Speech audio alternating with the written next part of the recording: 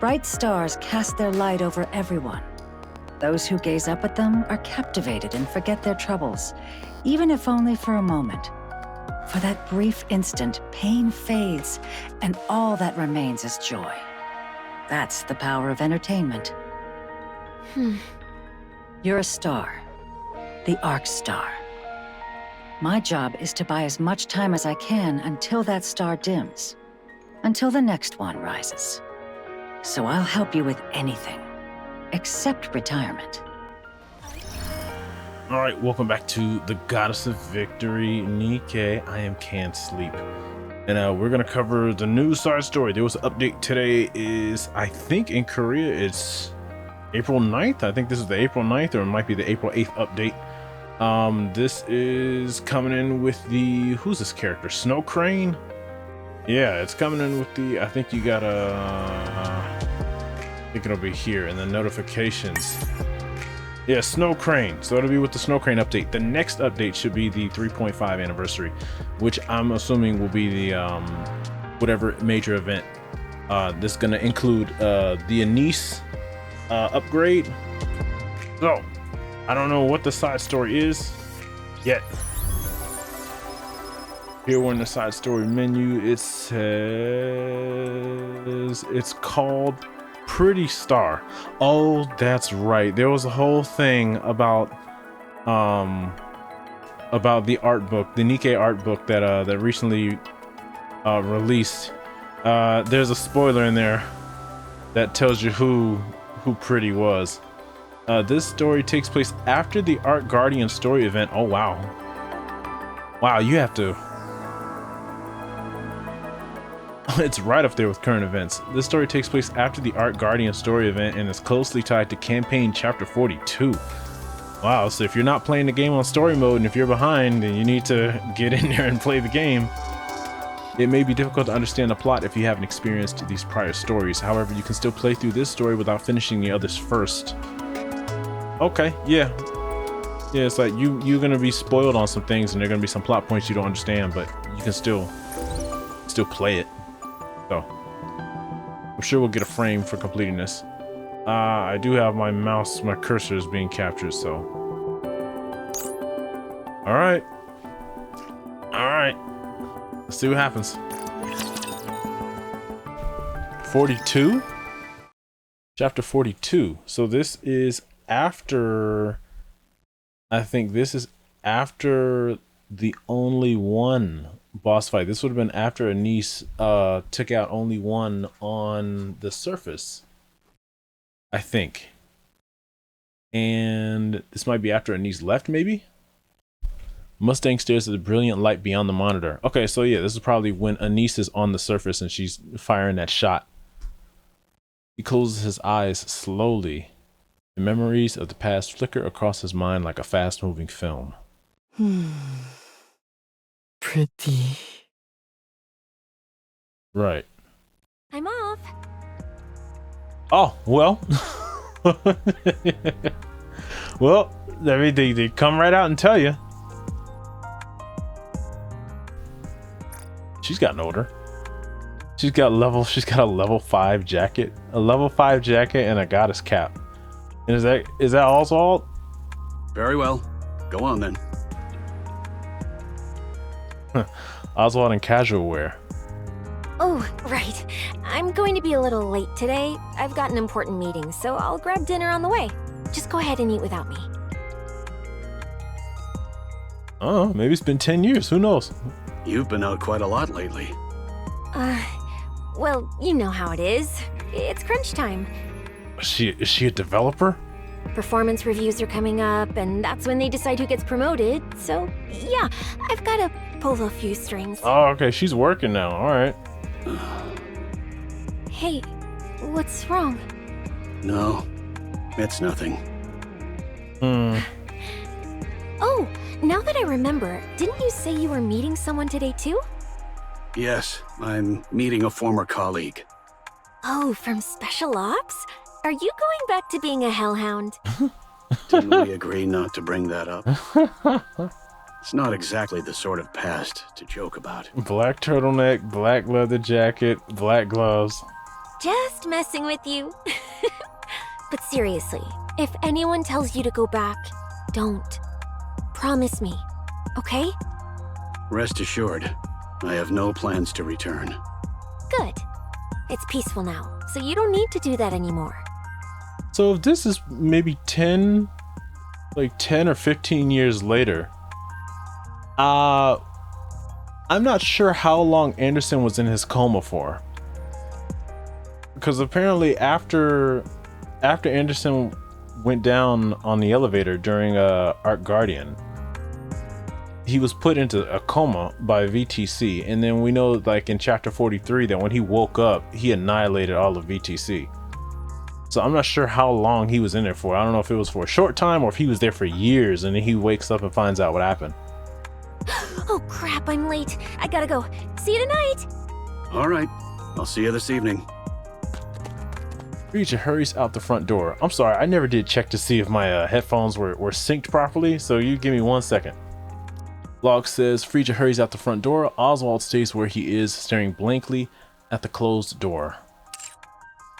A time of peace.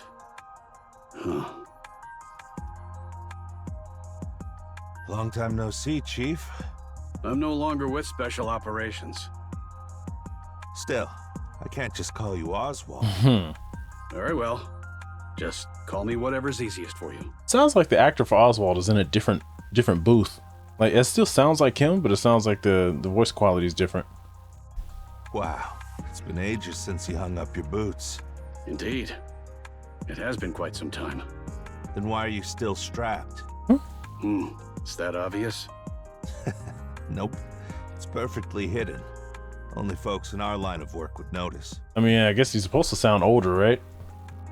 I don't know, like, you know, if these guys took Evergreen or anything yet. It's a habit. I feel unsettled if it's not there.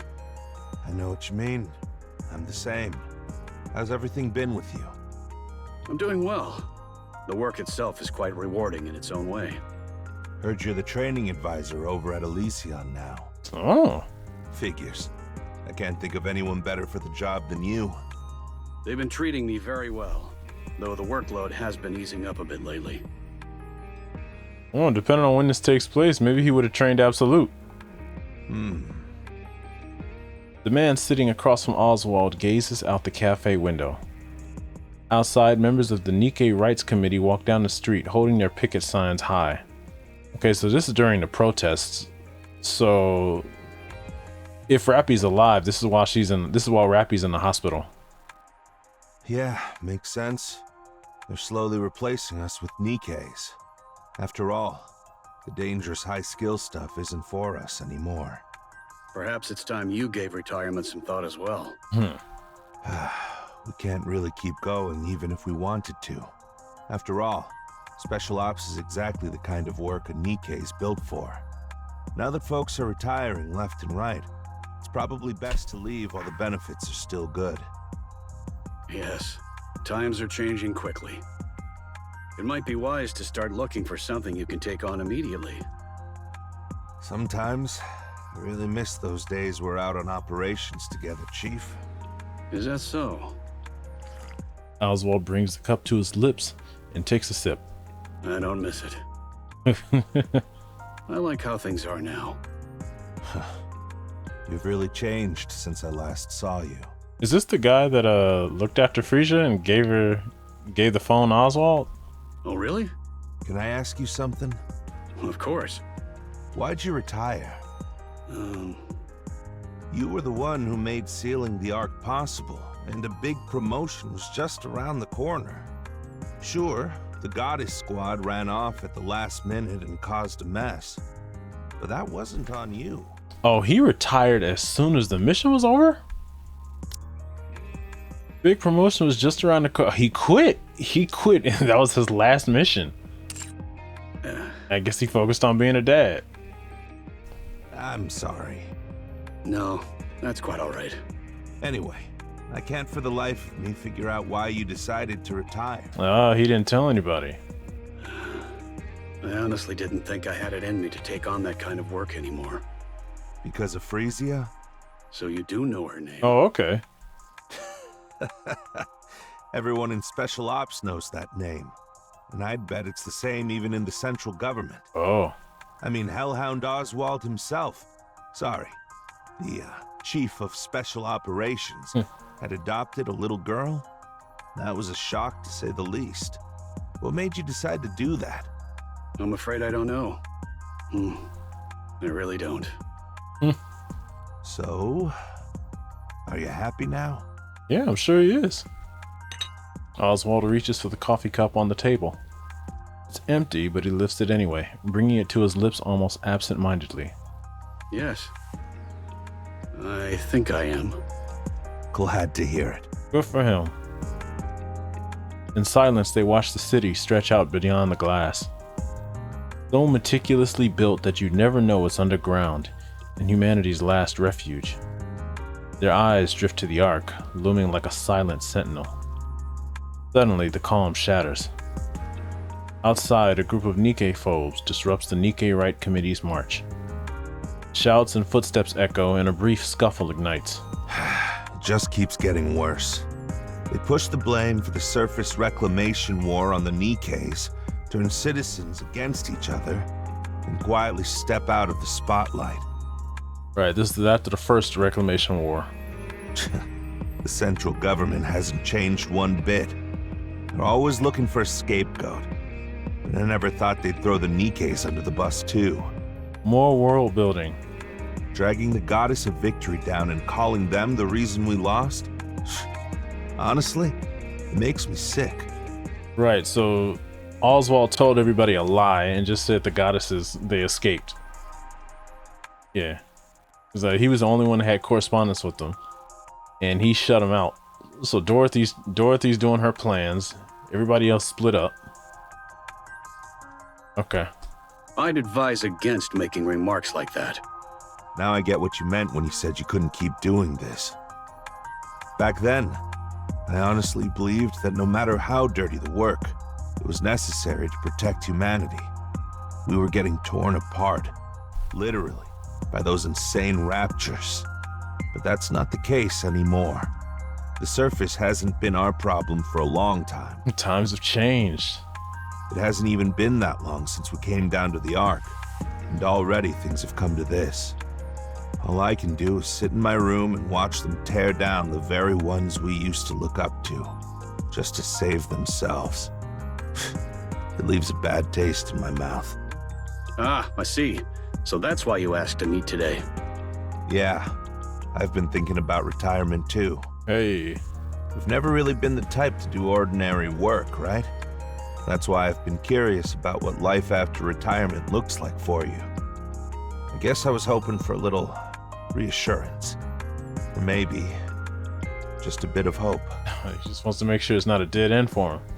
What do you think? You know, I think it's time I retire. Seeing you doing well gives me some peace of mind. That's why I'm done serving a place like this.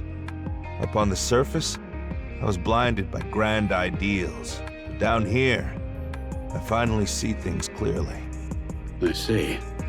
I wish you every success. Thanks.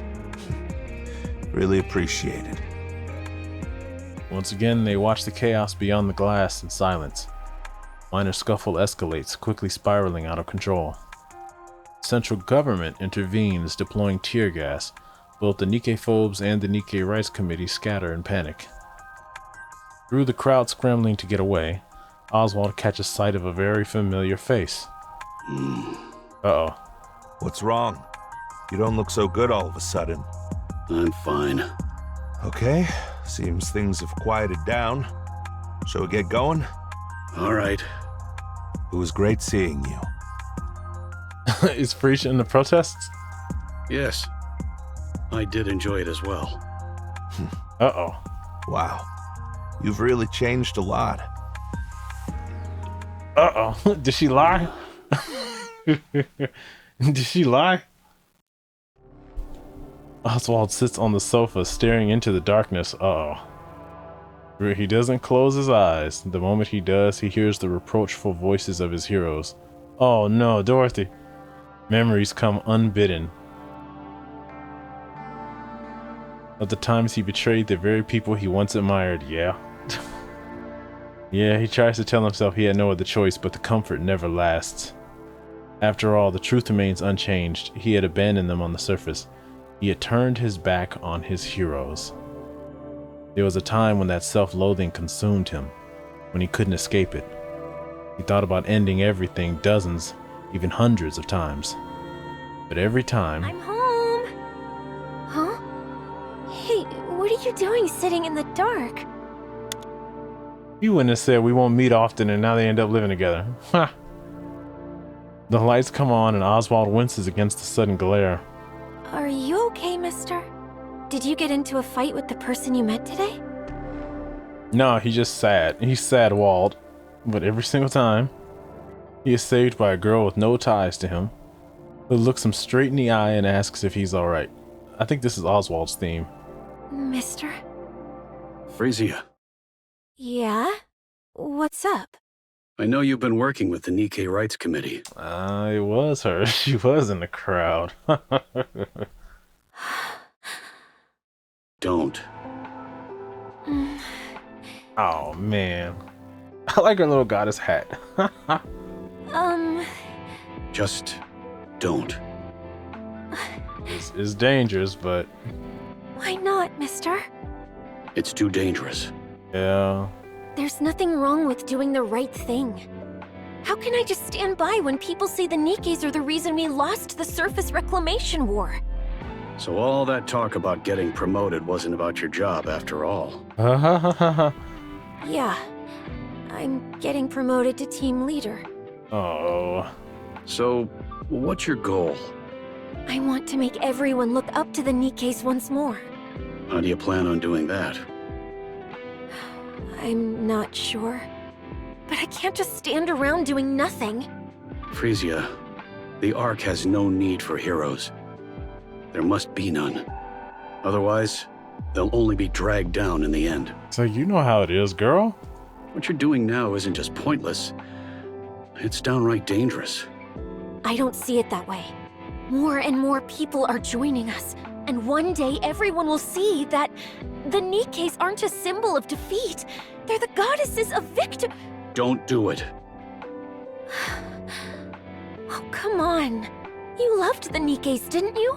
And the goddess squad too. Not anymore. Frisia gestures toward a pair of leather gloves inside an acrylic case atop the living room display cabinet. Red Hood's signature is scrawled crookedly across the leather. What are you even talking about? You keep them on display, clean the case every day, and always end up smiling whenever you look at them.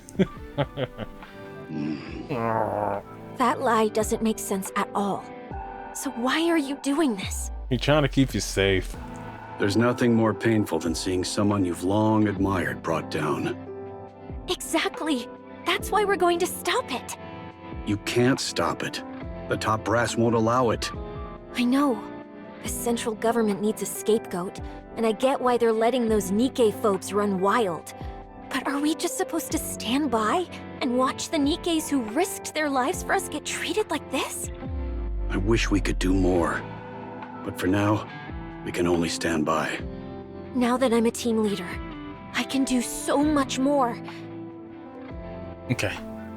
And the committee gets to decide what it wants to take on. You're looking at having a choice a bit too optimistically, aren't you? Oh, am I? I already told you. Don't do that. I'm doing it anyway. Frisia. I'm crashing at a friend's tonight. Oh, man. Frisia opens the door and walks out. Oswald stares after her, stunned into silence. Man. Who's the friend? 3 days later, Oswald watches the news, then bolts from the room. As he runs, his hand slips inside his coat, checking a chest holster. The handgun is snug, exactly where it should be. He arrives at the scene. The authorities try to stop him, but he brushes past them effortlessly. It's over. The plaza is a wasteland. Shattered furniture and broken equipment lie scattered everywhere, and lifeless bodies are strewn across the ground. Oswald scans the faces quickly. Oh man. Relief washes over him when he finds that she's not among them. He exhales and his phone rings. Oswald heads straight to the hospital, where he finds Frisia lying in her bed, eyes staring blankly at the ceiling. Oh yeah. Man. This is gonna be a sad one. Alright. Let me start another video. Nikke-phobic activists disrupted the speech and tried to force their way onto the stage. Your daughter got caught in the scuffle and fell near the edge of the stairs, breaking her neck and severing her nerves. Whoa! What? She's paralyzed? She is conscious, but cannot speak or move. Oh.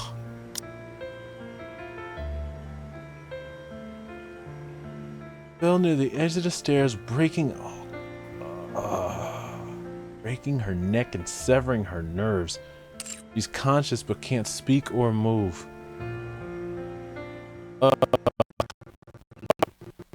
Oh, 1 second. Sorry about that. I got an encoding error. Let me fix that. 1 second. Okay, sorry about that.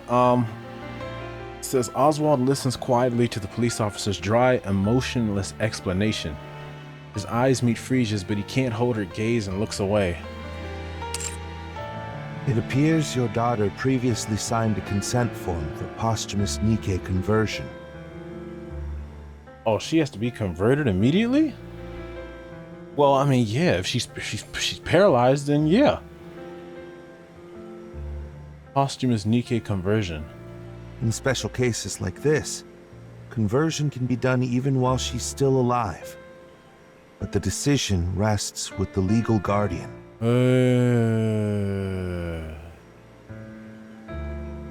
Is there any chance of recovery? It didn't sound like it. Severed nerves?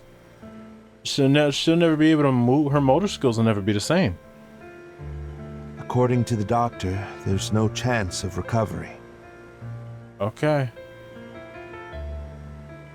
They say miraculous recoveries do happen, but outside of that, improvement is impossible. Ugh. I see you've held a senior position in the central government for quite some time. That gives her a significant advantage during the conversion process. What does that You'd mean? also be able to choose the manufacturer.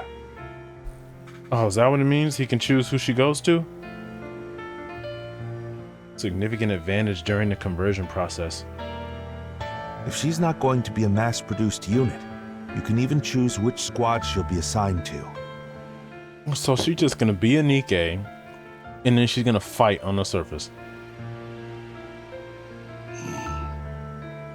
Man, who wants to hear that? How would you like to proceed? I'll need some time to think this through. Understood. How long should we wait? I'll contact you directly. Noted. Please be aware that we can't be reached by phone on the weekends. Got it. Police officer steps out of the hospital room, leaving behind only the beeps and whirs of machines. Frisia, do you want to become a Nikke? Frisia blinks. Man. Silence hangs in the air. One blink for yes, twice for no. After staring at Frisia for a long while, Oswald finally speaks. I don't want that. He knows what's gonna happen. Gonna lose all their rights as people. I can't bear the thought of you forgetting me. So, promise me you won't forget me. Frisia blinks, tears streaming. Oh.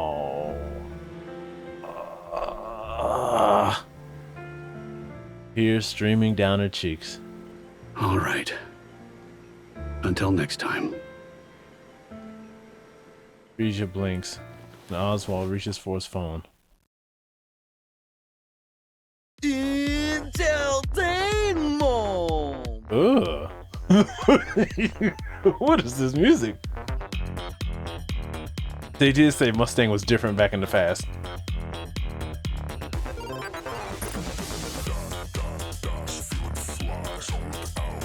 Very, very different. Wow. Il Tiltino.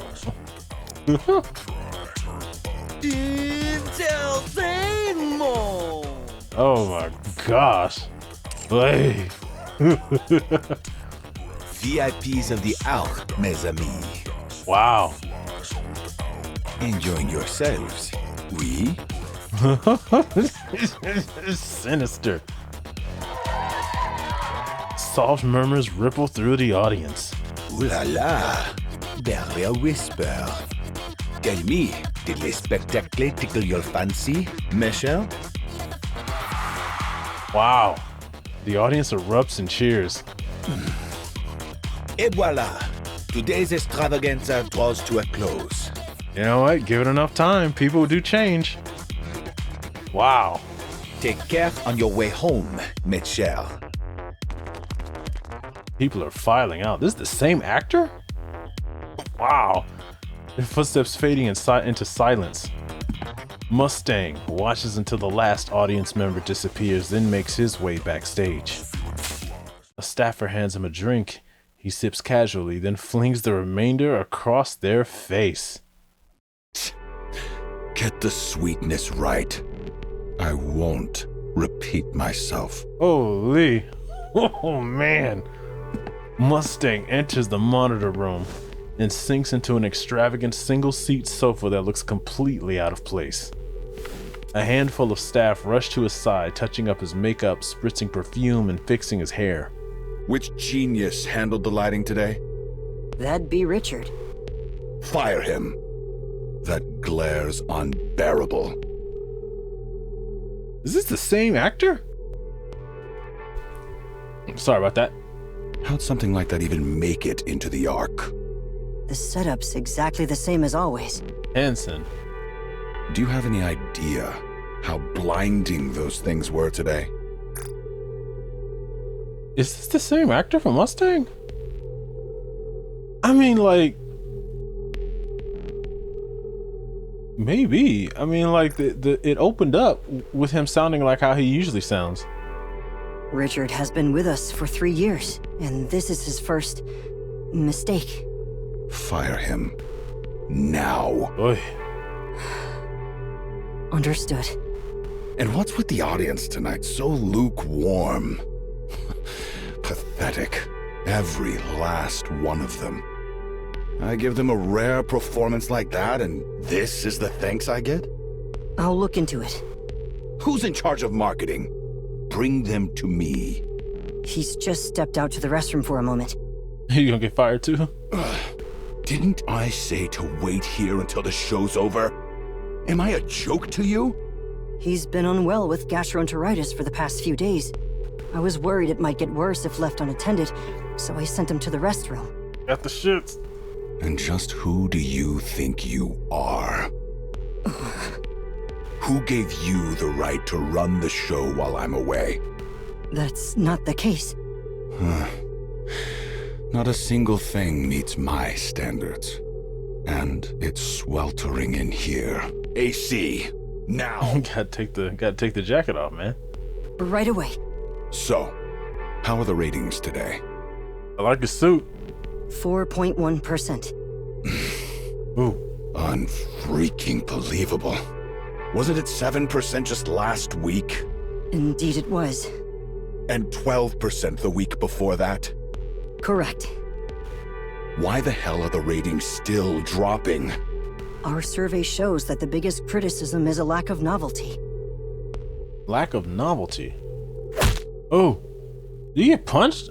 Mustang kicks Hansen square in the shin without even standing up. Ow. Do you think that's what I asked for? I told you to come up with solutions, countermeasures. And here I am parading on stage like some miserable clown, blowing kisses for everyone to see. And you, what exactly have you been doing? Oh, man. Hey, Hansen. Answer me, Director Hansen. Oh. He kicks Hansen in the shin again. I believe the main reason is the lack of new faces. The Nikke celebrity project we had invested so much time and effort into. was practically cancelled. At this point, there's no way for a Nikke celebrity to make an appearance. It's all thanks to them royally screwing up that damn surface reclamation war. That seems to be the main reason. Public opinion of Nikkes in the Ark has grown highly hostile. So it's an inopportune time for a Nikke celebrity to step into the spotlight. Hansen, do you have any idea how much I poured into the pockets of those big shots when the Ark was built? I'm not sure. A lot. A whole damn lot. More than you could even dream of. And I kissed every ass I had to, all while spouting some crap about the good of humanity, just to get my hands on Nikke manufacturing tech. Why, you ask?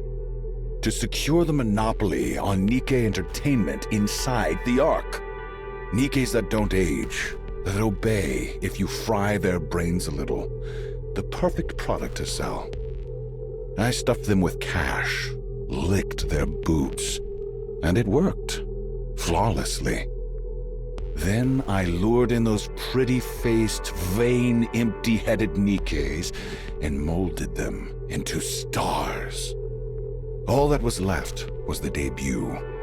One shot, guaranteed hit. If everything had gone according to plan, I'd have ruled the big three and literally become the god of the Ark. But then, those idiots botched the surface reclamation war. He screwed it up. So tell me, Hansen, what do you do in a situation like that? I'll make sure to calm the Nikkes and prepare for the next reclamation war. Yes, that's exactly it. Those fools couldn't stomach even a single scratch on their reputations, so they threw the Nikkes under the bus. And of course, they had the nerve to officially declare that we lost due to the Nikke's incompetence. Pathetic! Oh. They didn't quite put it that way. That's basically what they were saying. The Nikkes didn't live up to expectations. So it's not our problem. Go sort them out yourselves. They won't die, they won't break. So have at it. Yeah, I get it. They had to clean up their mess. Fine. But they destroyed my business. The one I poured years into. And damn that war! Why start a fight you can't even win? I ask that question sometimes. At this rate, we're finished. Absolutely finished. There's nothing left for us. Nothing. Hansen, fix this. Now. Fix this, Hansen. I'll do my best. I don't care how you do it, just get it done. Yes, I understand. My car? It's waiting outside. I'm heading to Ephialtes. Don't even think about looking for me. It seems you've been going there quite often lately. How else am I supposed to blow off my steam, huh? I'm leaving. Hey, give me a change of clothes. Mustang gets to his feet and strides out of the monitor room. Hansen lets out a deep sigh. Always working yourself to the bone, huh? Who is she? Since you know how hard I've been working, a little help would have been appreciated. Okay. Yeah, people say that Mrs. Miss is connected to Mustang. I don't know. She might just be some executive. I'm not sure. Since you know how hard I've been working, a little help would have been appreciated. How exactly am I supposed to help? That person's a nightmare to deal with. As I see it, you aren't exactly easy to handle either. Thanks for the compliment. I almost feel rejuvenated. Shall we take this outside? Why are you acting like that? You're scaring me. It's important. Look at this. Mrs. Miss hands Hansen a document. So, she's hoping to become a Nikke. She can't move on her own? Yeah, she'd already worked her way up to team leader at the Nikke Rights Committee. When the Nikke phobes attacked her, completely severed her nerves, poor thing. Okay, but what am I supposed to do with her? Let's bring her in. Pardon? Really? A woman who died tragically while campaigning for Nikke rights. Reborn as a Nikke, she's back to fight for the goddesses of victory in her own way. Quite the picture, huh? Are you suggesting we bring her into the entertainment industry? That I do.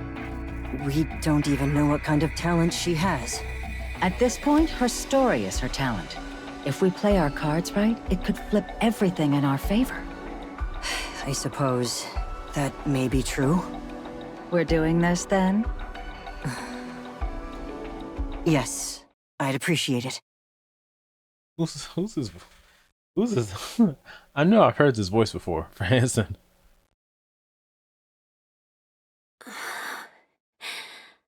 All right, so now she's a Nikke. Mister. Phew. Yes, it's me. Well, she's got a strong sense of self. I'm so glad I remember everything. Yeah, that's a relief. So, where was I made? Tetraline. Tetraline? Why there of all places? They said the chances of memory retention would be highest there. Huh. Yeah, I think that was a great choice. How are you holding up? I'm doing great. Everything feels totally normal. Like I'm still a human. It's crazy to think that not long ago, I couldn't do anything and was just lying there. That won't happen again. Yeah, looks like I don't have to worry about breaking my neck anymore. Hey. Should have done this ages ago. No. Frisia, that's enough. You look like no. We don't joke about that. Ooh, I've come this far, so I can't stop now, can I? Nikkes are managed by the Big Three, but they answer to the central government.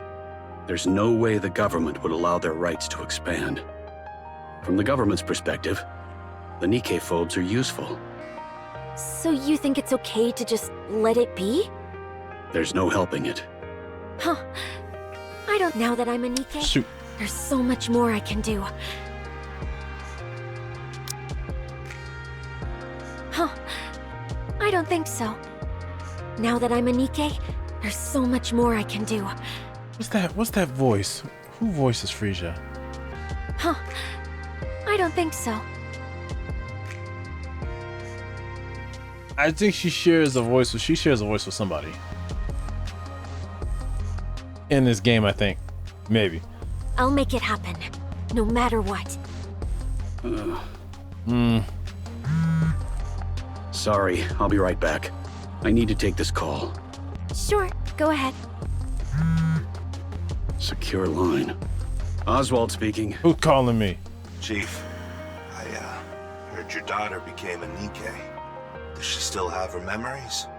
Yes, her memories are intact. Thank goodness. And since she's your daughter, I took a quick look at the data just to make sure everything looked normal.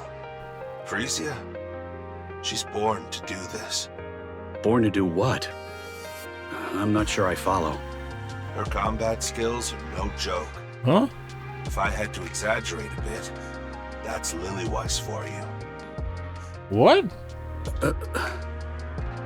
Of course, she's not quite at Lillyweiss's level, but she's close. Really? Honestly, there's nothing stopping her from becoming the next Lillyweiss. Is that big of a powerhouse? Chief, you still there? Oh, I guess her would they still have Lillyweiss's combat data at this point in time?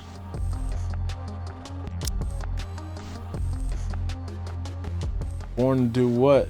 I took a look at the data. Okay, I guess they put her into like the simulation room to see how she performed in combat. Her combat skills are no joke. Wow. Oswald don't want to hear that. I have a favor to ask. Destroy it. Oh, yes. Go on. Could I ask you to alter the data? Haha. At this stage, becoming the next Lillyweiss wouldn't do any good. She's like, hell no, get rid of it. Get rid of all of it. She'd just be used as propaganda by the central government. More people would end up dying pointlessly on the surface. And one person alone can't change anything. But Chief, the mere fact that there's a successor to Lillyweiss at this point... Please, I'm asking for your help. I can't let my daughter be sent to the front lines. Pulling the father-daughter card on. Yeah. That's a low blow. Yeah, well. I apologize. All right, leave it to me. I'll make her look like just another ordinary Nikke. Would that be possible? Nothing we haven't handled before. Piece of cake. Good thing Enix's tied up with managing the Ark right now. Oh. If everything goes according to plan, we should be able to monitor all sectors by next year. Right on time. I'll leave it in your capable hands. Sure thing. Guess I'll have to put retirement on hold for a while. Mustang was here. He was here in the hallway to have these memories that we're looking at right now. He was in the... I can't say he's in the room because it's the hallway. Thank you. Click. She's that badass, huh? Mister? Still not done? No, it's over. Why? Tetra just called. They want me to swing by the office. Apparently they've got something to tell me. Tetra? Yeah. Like... I asked if my guardian could come too, and they said yes. Let's go together. He's losing control. What's going on? Why Tetra? Why even ask? It's obvious, isn't it? Tetra's in the entertainment business after all. They probably saw me and decided to scout me on the spot.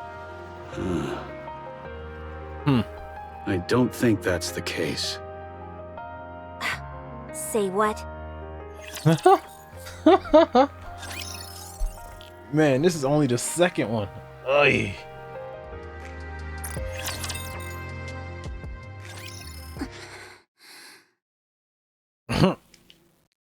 She looks familiar.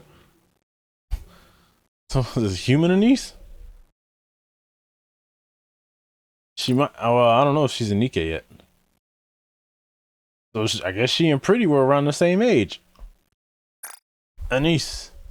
Anise stares intently at her desk. Every inch is scrawled with scribbles so crude she can barely bring herself to read them. She grabs a wet wipe from her bag. She's being bullied? Tries to clean them, but they won't budge. Permanent marker, huh? Oh. Anise scans the classroom.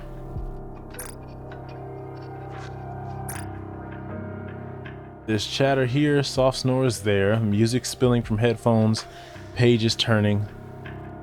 And through it all, she knows that they're all watching her. Who the heck did this? Huh?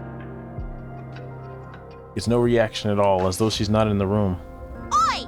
Who the hell did this? Why are you messing with her? Maybe I should get rid of my cursor. 1 second. Much better. Still no reaction. Anise strides up to a girl talking with her friends. The girl desperately tries to ignore her, but Anise leans in, their faces just inches apart. Hey, sorry to cut in, but do you know who messed with my desk? I don't know, comes the predictable reply.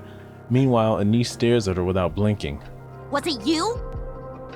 Watching the girl vehemently deny it. I think that's how you pronounce that word, vehemently deny it.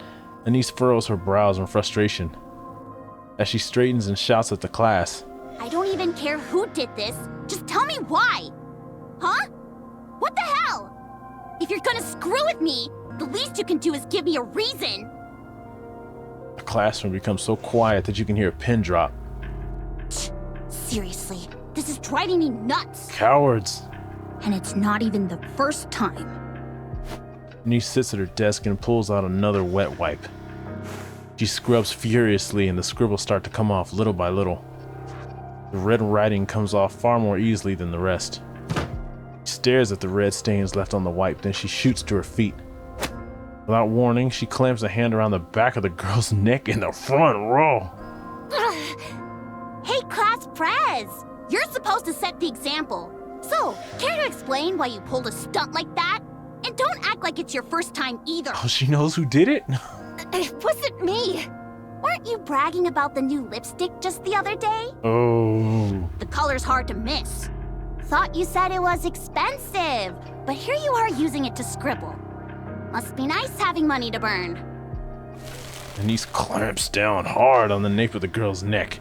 I wasn't the only one. Ah, there it is. But you're in on this too! Come on, class prez, step up and take the hit for the whole class! Yeah. Set an example. The class president rips herself away from Anise's grip, rubbing her neck as she glares icily. You wanna know why? You're a nobody, yet you strut around like you're all that. That's why. What a stupid reason. What the hell are you talking about? You're an orphan. You only got in here on some scholarship. You've got absolutely nothing. So why do you strut around like you're in charge? I'm the leader. I'm the class president, Oh my gosh. not you. Oh my gosh, come on. Oh, I get it now. Jealous? You're from some perfect family, so you get to be class president. And me? No parents, scraping by on government handouts.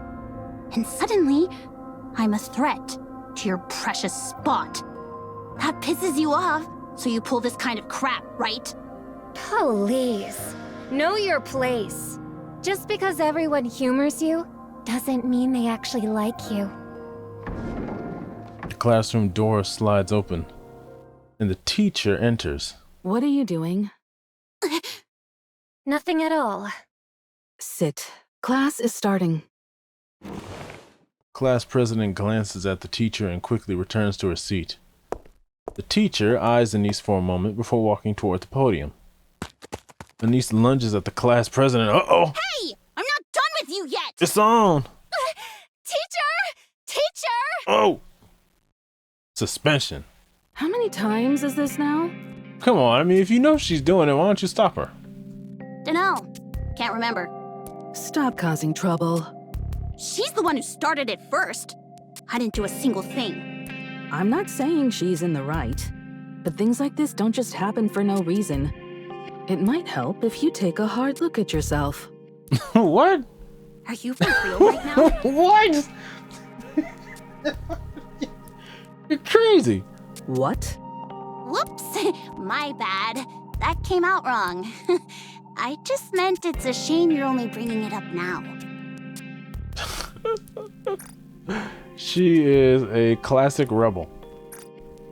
But hey, teacher, I've thought it over, and honestly, I don't see a single thing I did wrong. You were the cheer captain at the recent sports festival, weren't you? Yeah? You volunteered? Yup. Why? Obviously, I'm the best at it. I can plan the moves, lead the team, and have a pretty decent personality to boot. And the others agreed? How else would I become the captain? Why didn't you just let the class president have it?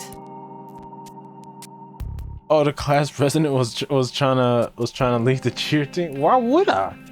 I'm the best. You know how it is, Anise. The class president. Yeah, her parents throw money at the school and she's just as dumb and selfish as you'd expect. Oh my gosh. All right. So the teacher's like, you should have just gave it to her. You know she's gonna bitch about it. So you know, Oh man. Okay, so Anise is like the only one that's not just letting the little class president girl have her way. Guess that explains it then. Isn't that way too blunt for teaching a kid how messed up the Ark really is? You think this only started when you came to the Ark? No. It's a culture with its own history and traditions. All right, Anise. Since we're talking about it, I'll be blunt. All right. You were abandoned at birth and bounced from one facility to the next. Then, by some stroke of luck, you get picked for the chairman's so-called charity program. Special admission for the underprivileged, just to look good in the papers. And now you've got things you never had before. Free housing, free meals, free education. Free for free. So why isn't that enough? Why do you keep asking for more? What's wrong with being ambitious? Wow, teacher. That's a hell of a way to talk to a student. You sure that's allowed? Yeah. And honestly, this is fine for you. Yeah, she could take it. So, your answer? Do I really have to be honest? I've been honest with you, haven't I? Yeah. I just want people to like me. Oh, man.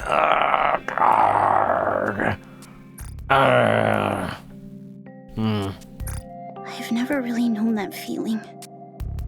But here at school... Damn it! I'm tearing up! Here, some tissue. When I got to school, the kids actually talked to me and hung out with me. Teacher acts more like an older sibling than a... It felt amazing, so I pushed myself even harder to get along with everyone. Teacher's like, yeah, it's unfair. It's like, you know this. I thought that if I worked hard and did well, maybe they'd like me for it. Nah, this shit never works. This shit never works. Once they decide they don't like you no matter what you do. You're lonely, aren't you? Yeah, always. That's a running thing with characters in this game. Why don't you just quit school? Wow, you really don't hold back, do you? You're not going to get what you want here. The class president will keep pushing you around. And all outside activities, even part-time jobs are off limits, so you're just stuck here. Really? At this point, you might as well quit and do what you actually want. What does she want to do? You're living your life well because you work hard and fight for what you want. Honestly, that's impressive. But not here. Here, you'll get completely crushed, and all your effort will count for nothing. Yeah, that's just true. That's true. Like, she's got the will.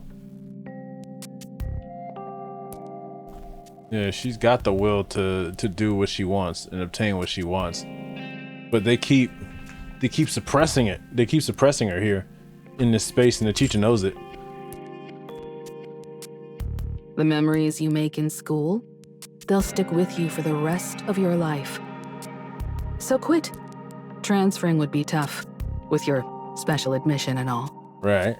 Still, wherever you end up in the world, I'm sure you'll manage just fine. Come on, teacher. Give me a hand, will ya? No, you know how it works. I've got bills to pay, and the chairman's the one paying me. Right? So I can't stick my neck out for you, kid, but this place is no good for her. Okay, everybody in the class is under the class president's thumb because her parents are rich. And they're, I guess, funding the school to some extent. Anise got in basically on a full ride at this school. The full ride was really just a facade to make the school look good. But she being bullied by the class president. So the teacher's like, why don't you quit? She's like, if it's not really possible that you can transfer with the same benefits that you have here, but this place is clearly no good for you. That's a hell of a challenge to give to an orphan teacher. I'm like, I guess she's kind of confident that with Anise's drive, you know, and her ethic, with her work ethic, that she'll find a way to you know, succeed after dropping out of school. But man, think it over. Now go back to class. Teacher! There's nothing I can do. She's like, I can't help you. She's like, I depend on this job. I'm sorry. Oy. Thanks for apologizing anyway. Man, it's so funny. Yeah. She pushes open the classroom door and steps inside. The lesson is in full swing. He steps out of the teacher's room. The teacher talks, students scribble and whisper, but no one so much as glances her way. Anise makes her way to her desk that's even more, oh my gosh, cluttered than before and drops into her seat. After a while, she leans forward and rests her head on the desk, awake but motionless. The lesson continues. The final bell rings, signaling the end of the day. Murmurs ripple across the room, but Anise sits there, unmoving. Gradually, is she still there? She didn't die in her sleep, did she? Gradually, the classroom goes quiet as time passes. After a long while, Anise lifts herself from the desk. The classroom is dark and empty as a loaded silence settles over her. She packs her bag and heads back to the dorm. All of her roommates' things are gone, but Anise just collapses onto the bed. Oh, she had a roommate. Voices drift in from all around. And it's like 50 years before the commander is born. Voices drift in from all around, but none of them are for her. She closes her eyes and lets her memories surface. The thank you letter she wrote to a facility administrator left unopened. Left unopened in the trash. This is how she got so jaded. The time she asked a well-dressed peer to play, only to be slapped by their parent and splashed with water. A friend she had made who was adopted and gone before she could say goodbye. Meeting that friend years later and greeting them warmly, only to be met with an awkward, uncomfortable smile. Dancing wildly on a stage, desperately for attention. At first, the laughter she got was intoxicating until she figured out they were laughing at her, right? Until she realized it was mocking. Yeah, they were laughing at her and not with her, and cried for days afterward. A volunteer who hugged her tightly with tears in her eyes told her to take care when she left the second facility. Unable to forget the volunteer, she looked everywhere, but all that remained was their all that remained was their cold digital gravestone. The moment she tracked down the volunteer's daughter and begged for a hug, clinging as if her life depended on it. At that moment, Anise is certain. She must have been broken somewhere along the way, so desperate for she is starved for love. Yeah, she's starved for it. Anise opens her eyes.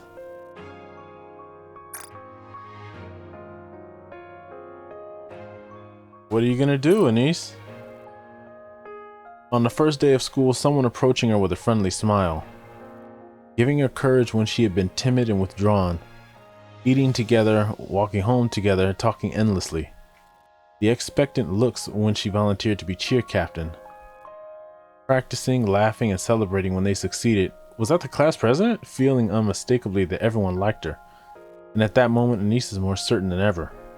She isn't broken, and she's better than she ever imagined. That's why she doesn't want to let this slip away.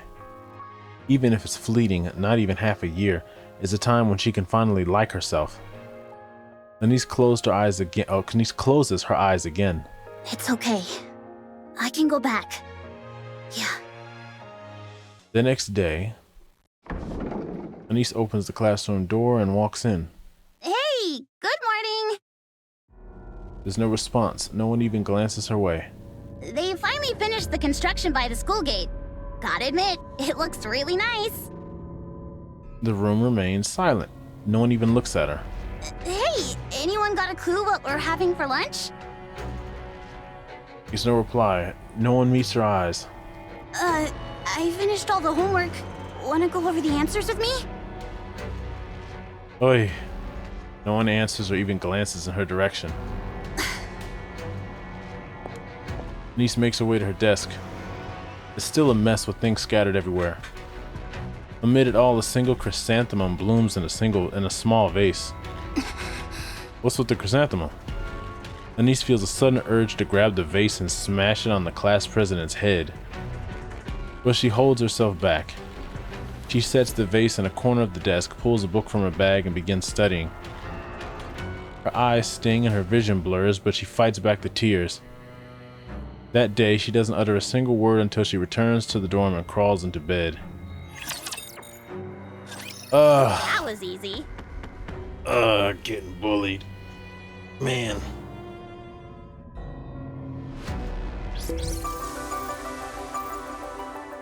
Okay, we're on part 2 now. Really? Is that, was those 3 stages? There's 4 parts. 1, 2, 3, okay. Now we're on Act 2. So I guess this is what happens to Anise. Does she become a Nikke immediately, or?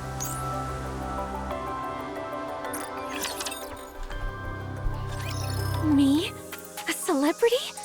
Really? Yes, That's correct. Tetraline would like to formally invite you to debut with us. Frisia pokes Oswald in the side. See? I told you.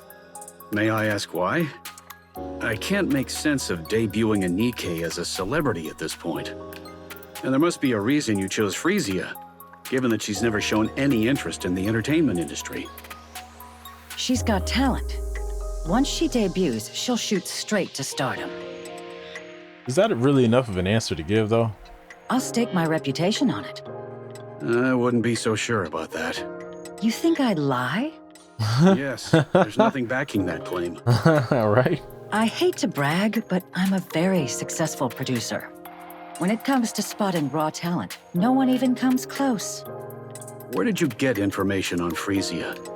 You shouldn't have had any contact with her. Every Nikke application goes through me. After all, we are a Nikke manufacturing company. Every application goes through her? Is she the one in charge of Nikke manufacturing at Tetra? Tetraline hasn't been doing well lately. So you intend to make Frisia a symbol for advancing Nikke rights to gain support? By my calculation, the Nikke phobes make up half the Ark's population. And you intend to win over the other half by turning her into a celebrity. He's like, ain't no way. You work in this industry, don't you? I suppose you could say that. They don't know. They don't know. They don't know him. You're right. Hansen. As you said, Tetraline's situation is indeed far from ideal. Following the failure of the Surface Reclamation War, hostility toward the Nikkes has spread throughout the Ark. As a result, Tetraline, which had been preparing a major entertainment project centered on the Nikkes, is now taking a direct hit. That's precisely why we need your daughter. So you're hoping to turn things around by putting a Nikke with a story in the spotlight? I won't deny that. But that's not the whole story. The current situation is wrong. Nikkes should be celebrated as the goddesses of victory, not treated with scorn. I was only a child when the Rapture invasion occurred. I was powerless then, but I remember watching them fight for us on television. When I didn't know any better, I thought they were simply impressive. Once I learned the truth, I realized how noble their choices truly were. And now, those very Nikkes are being made scapegoats, persecuted for circumstances beyond their control. The central government's neglect has left even their supporters unable to speak openly. This is wrong. It should never have been allowed to happen. Your daughter's story is a compelling one. Someone who died fighting for Nikke rights, was reborn as a Nikke, and now chooses to fight again. With Tetraline's unparalleled character branding and promotional power, we can spread that story throughout the Ark. I want those who fight for Nikke rights to be able to speak freely and with confidence. I may be overstepping, but you seem well versed in this field. I believe you understand exactly what I mean. Please forgive me for speaking of such a tragic death in this way. But this is a rare opportunity. Does she really need to be a celebrity? He said, can't she just be a Tetra Nikke and then be done with it? I trust you know there's nothing that can shape public opinion quite like celebrities. I'm asking you to give the Nikkes hope. The Ark needs it now more than ever. Oswald looks at Frisia, whose eyes are, she's starstruck, whose eyes are sparkling like fire. Deep down, he knows that there is no stopping this. So let me get this straight. I'm going to be a celebrity and fight for Nikke rights, right? To sum it up, yes. But we won't do it out in the open. Everything we do is under the radar. That's the kind of thing we excel at. Mister?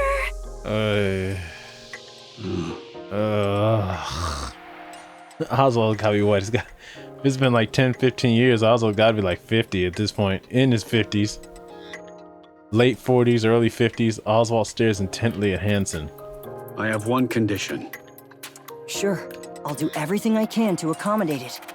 Hansen, stay by Frisia's side as her manager, and keep a close eye on everything she does. You do realize he's a board member at Tetra, right? He's not going to waste his time playing some celebrity's manager. Yes, I understand. Hansen? Hansen. It's all right. That was my plan from the start. He's on the board? And one more thing. Under no circumstances are you to send her to the other side. The other side? I'm afraid I don't follow. Oh, at the surface? Do you want me to go into the details of what really goes on behind closed doors at Tetra? Oh. Oh, okay. Who the hell is this guy? He's him. Make no mistake.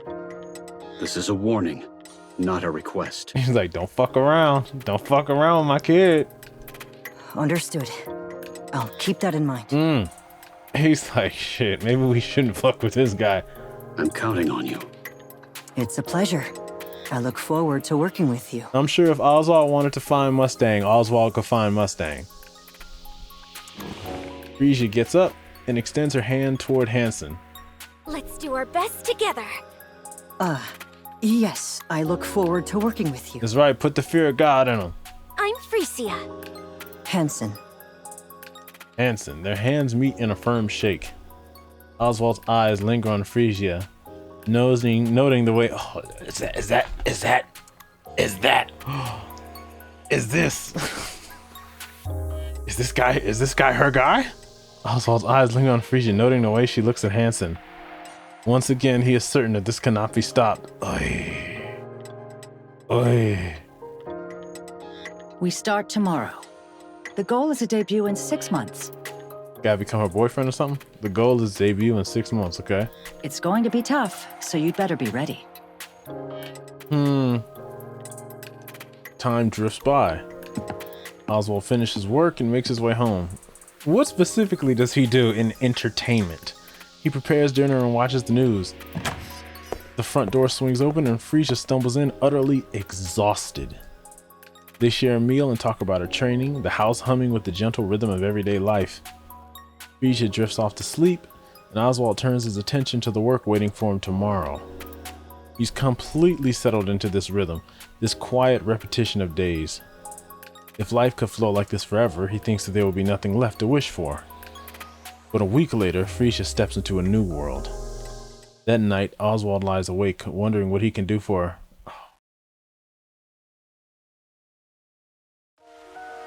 For nearly half a year, Anise has not uttered a single word. The scribbles on her desk have mostly worn away. The chrysanthemum that sat in the vase is gone.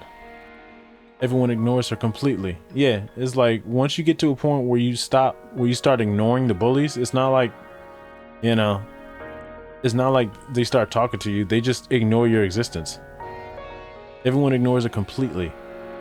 She tries to get angry. She tries to plead. Nothing changes. Even the teachers stop responding. What a school. There's no one to reach out to. Anise has no one. On weekends, she lies alone in her dorm room all day. Still, she goes to school, clinging to the tiniest hope that maybe, just maybe, someone will speak to her tomorrow. Every time that hope crumbles, eventually she gives up. She says nothing. She expects nothing. One day, after everyone leaves and the classroom grows dim and silent, Anise stares blankly into space. For the first time in months, she speaks. Why am I even still alive? Well, that was easy. I don't think that was very easy, Anise. It's like, honestly, it's like probably what could have happened to Vesti. Oh my God, no. No!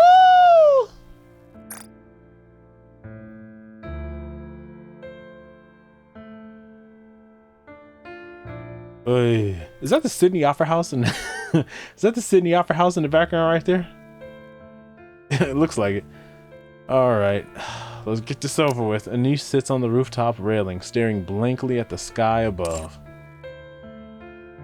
She pulls out her phone and scrolls through her recent messages. Hey, I have a question about something from class today, haha. She tried to sound casual, but the message remains unread. Her outgoing calls go unanswered, one after another. Do she and Frisia just become like dance partners? Like they were a duet or something? And not a single incoming call has come through. For a moment, she wonders if she's forgotten how to speak at all. Her voice comes out just fine. The absurdity of it all makes her lower her head and let out a small, shaky laugh. Soon the laugh turns into sobs. Tears stream down, soaking her pants. She wants to be loved, really loved, in a way she's never known. I wish I hadn't known. I shouldn't have let them get to me. Anish makes one last call to her teacher. It goes unanswered.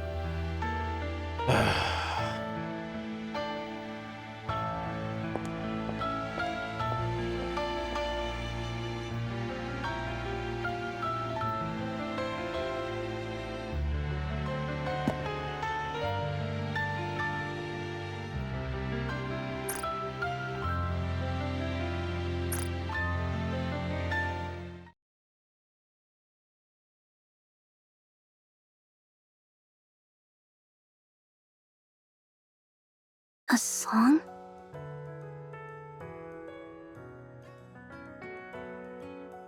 Pop song.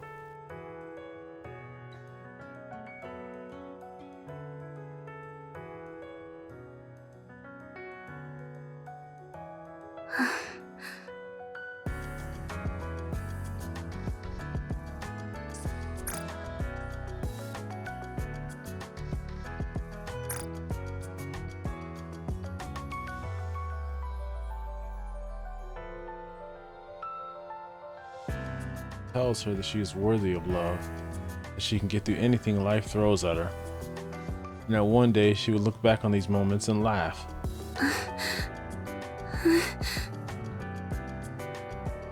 Cheers her on and wraps her in comfort. It breathes courage into her. It restores her sense of self-worth. You must live. You have to live and taste the happiness life has to offer. The lyrics ride the melody, gently nudging Anish away from the railing. The song ends, but she doesn't move from that spot until morning comes. Tears streak down her face. Encouragement and support fill her heart with warmth. Anish whispers to herself as if making a vow. I gotta live. I gotta fight through this. Shit, I've had those moments. Wonderful. Jesus, that voice. Brilliant. Simply brilliant. You actually went and did it, huh? Thank you. And the ratings? The ratings came in at 41%. Ha! Well done. You make me proud. Thank you. You kept coming to me for money, so I had to wonder what nonsense you were cooking up. And this is it, huh? Her debut went off without a hitch. Bet it cost a fortune to stream it live across the whole arc. Well, it wasn't exactly cheap. If you need more, just say the word. I'll pour it in without hesitation. You've done a fine job shaping her image. A Nikke who takes the stage for the others. Couldn't have timed it better.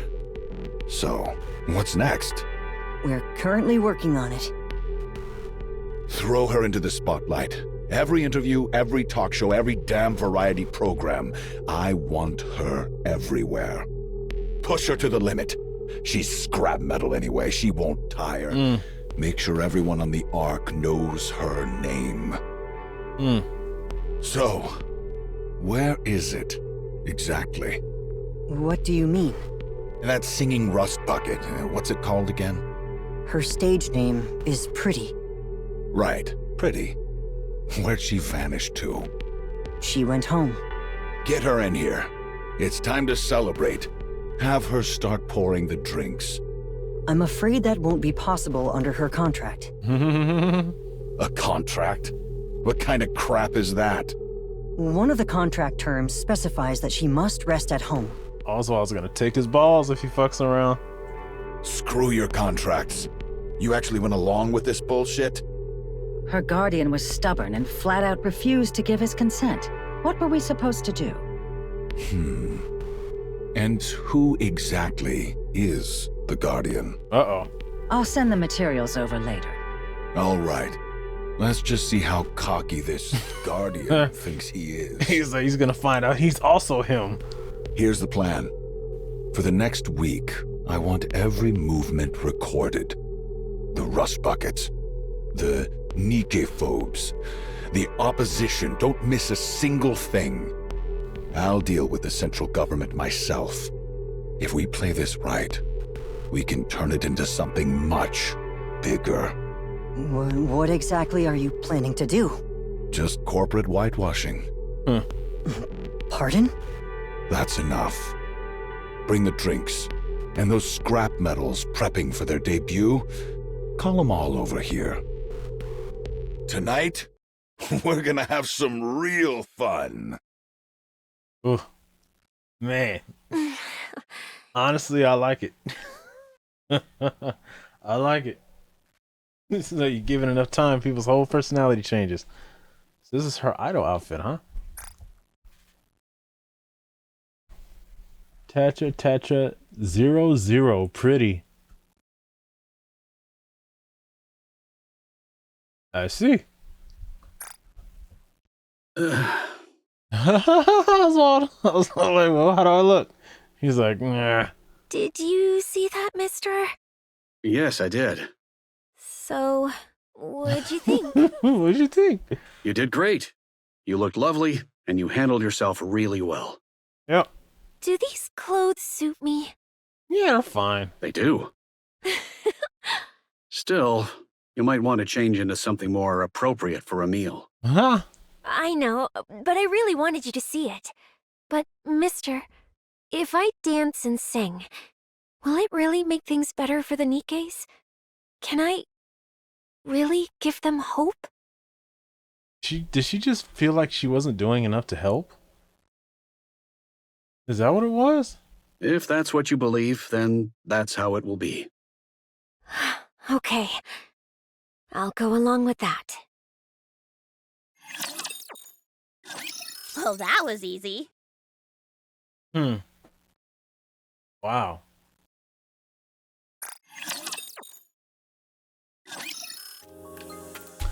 Time moves on. This was the background for not the terminus ticket. Whatever event was before the terminus ticket winter event in 2025. Time moves on. Pretty, the first celebrity Nikke, takes the arc by storm with her debut song Pretty Star.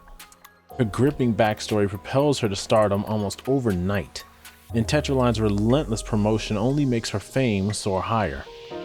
Curious about how Pretty came to be, fans begin questioning whether Nikke rights are really being respected. With that, the Goddess Fall incident is thrust back into the public eye, reshaping how everyone sees Nikkes. Riding the momentum of Pretty's rise, the Nikke Rights Committee grows in power, while the Nikke foes become bolder and more extreme in their actions.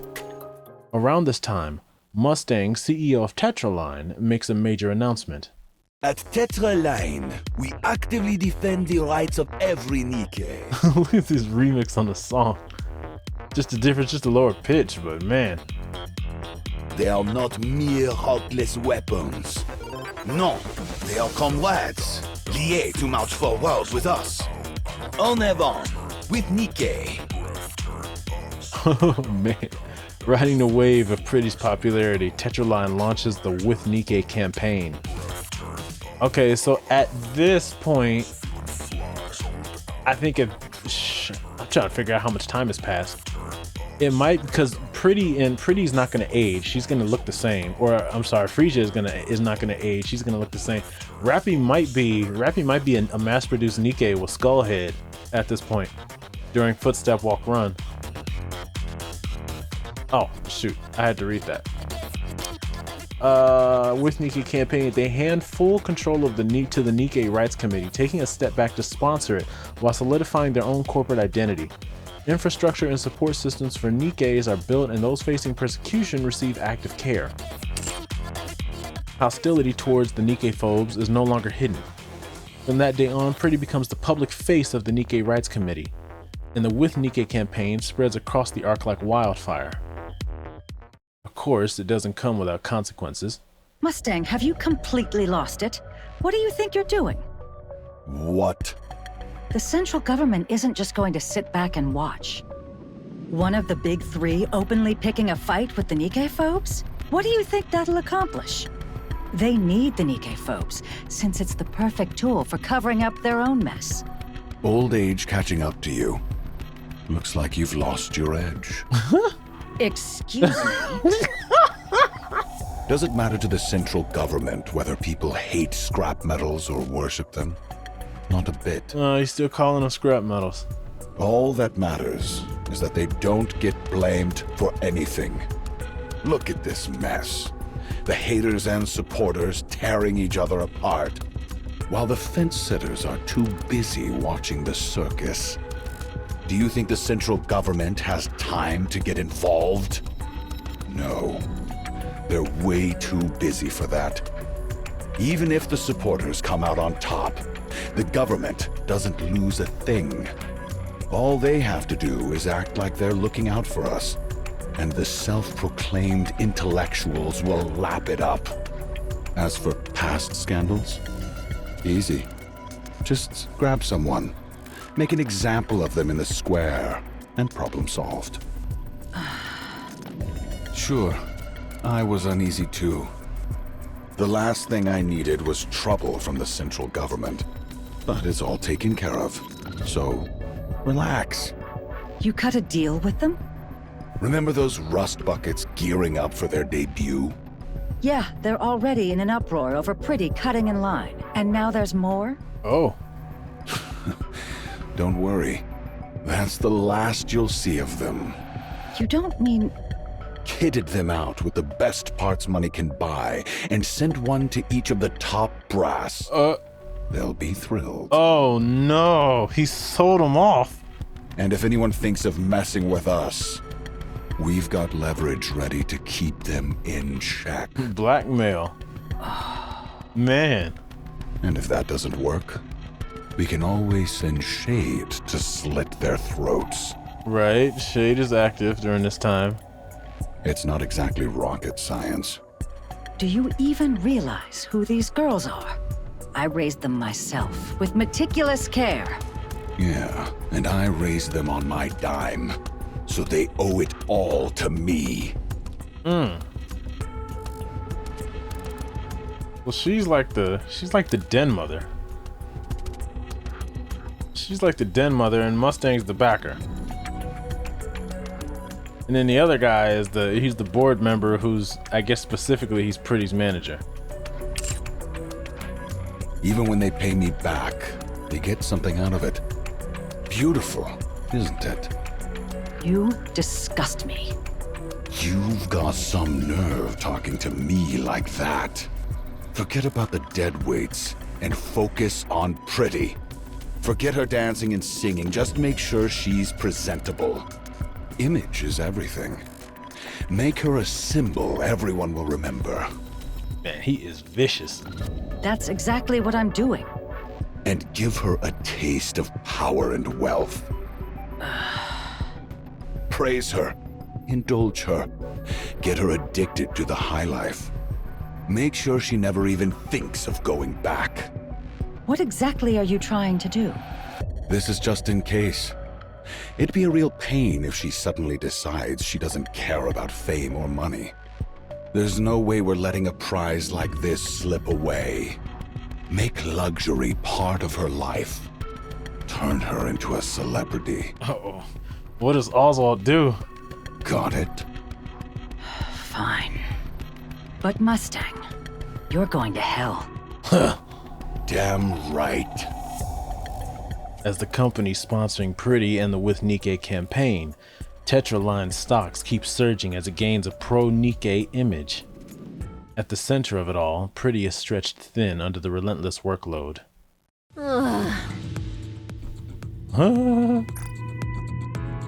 Is this her with the manager? I'm so exhausted. Don't sprawl out like that. What if someone takes a picture? It's all good. They tinted it, remember? But a thermal camera would capture everything. Yeah, let them film. It's not like I ever get a break anyway. Next up's the talk show, right? 3 hours this time? That's right. I've got the script down pat. Now I just need to decide where to throw in some improv. You really do work hard. I know this is a bit out of the blue, but why do you push yourself so hard? Hey, Hanson, have you ever seen the Goddess Squad in person? No. I have. What? When? I remember seeing them as a kid during the Ark evacuation. I even have Red Hood's autograph at home. That's amazing. I can hardly believe it. I'm not making this up. Anyway, that's exactly why I work so hard. I want to give people hope, just like the Goddess Squad did. Sometimes just being there, just being seen, is enough to lift people's spirits. That's the kind of person I want to be. And the more I give my all, the more I see that life is getting better for the Nikkes. So how could I ever slack off? Still, it's rare these days to come across anyone who's Nikke-phobic. Yeah, that's such a relief. It's all thanks to you. No way! It's really all thanks to the staff, Mrs. Miss, and a certain director/manager. Looks like I'll be getting home at dawn again. Mister's probably still up. Ugh, I feel awful about that. Isn't it time for Mr. Oswald to retire soon? Nah, he says he can't sit still without his mind going a mile a minute. You said you'd ask what was on his mind. Did you? He's an old man at this point. No. His expression was so serious and stern that I couldn't even bring myself to ask. Sounds like there's something going on. Yeah. Ah, shoot. My bad. Yeah. Ugh, I'm beat. Hey, mind your legs while I'm driving. Can we just stay like this for a while? I'm so exhausted. They're heavy. Oh, okay, so she likes them. Come on, how heavy could they be? This is a custom-built, lightweight body after all. Move them now. Seriously, why are you being so petty? Shouldn't you be grateful when a pop star rests her legs on you? Or is it that you just can't handle seeing the Ark's top idol showing off those flawless legs? Hey, why'd you suddenly go all quiet? You're right. So get those legs moving. Huh? What? Huh? We're here. Let's get out. Oh, all right. What? Oh, okay. Let's go. All right. She clearly likes him. All right. Meanwhile, the students saved by Pretty. Hey. Anise? Anise. Huh? You mean me? Yeah. Wait, what? Why? Do you like Pretty? Yeah, I like her. Yeah?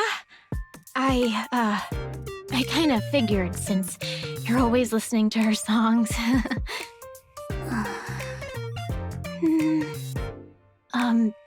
I managed to get a concert ticket by chance. Oh. Do you want it? Man, I hope this isn't like, is this one of those fake ticket deals? Heck yeah! Nah, it's cool. I don't need it. Anise? The class president isn't here today. I heard her cold's pretty bad, so she should be back tomorrow. Cold? She got taken out by a cold? Anise lifts her head, eyes sweeping across the classroom. Class president's seat is empty. And all eyes in the class are on her. So, what? I just wanted to say, I'm sorry. You guys are insane.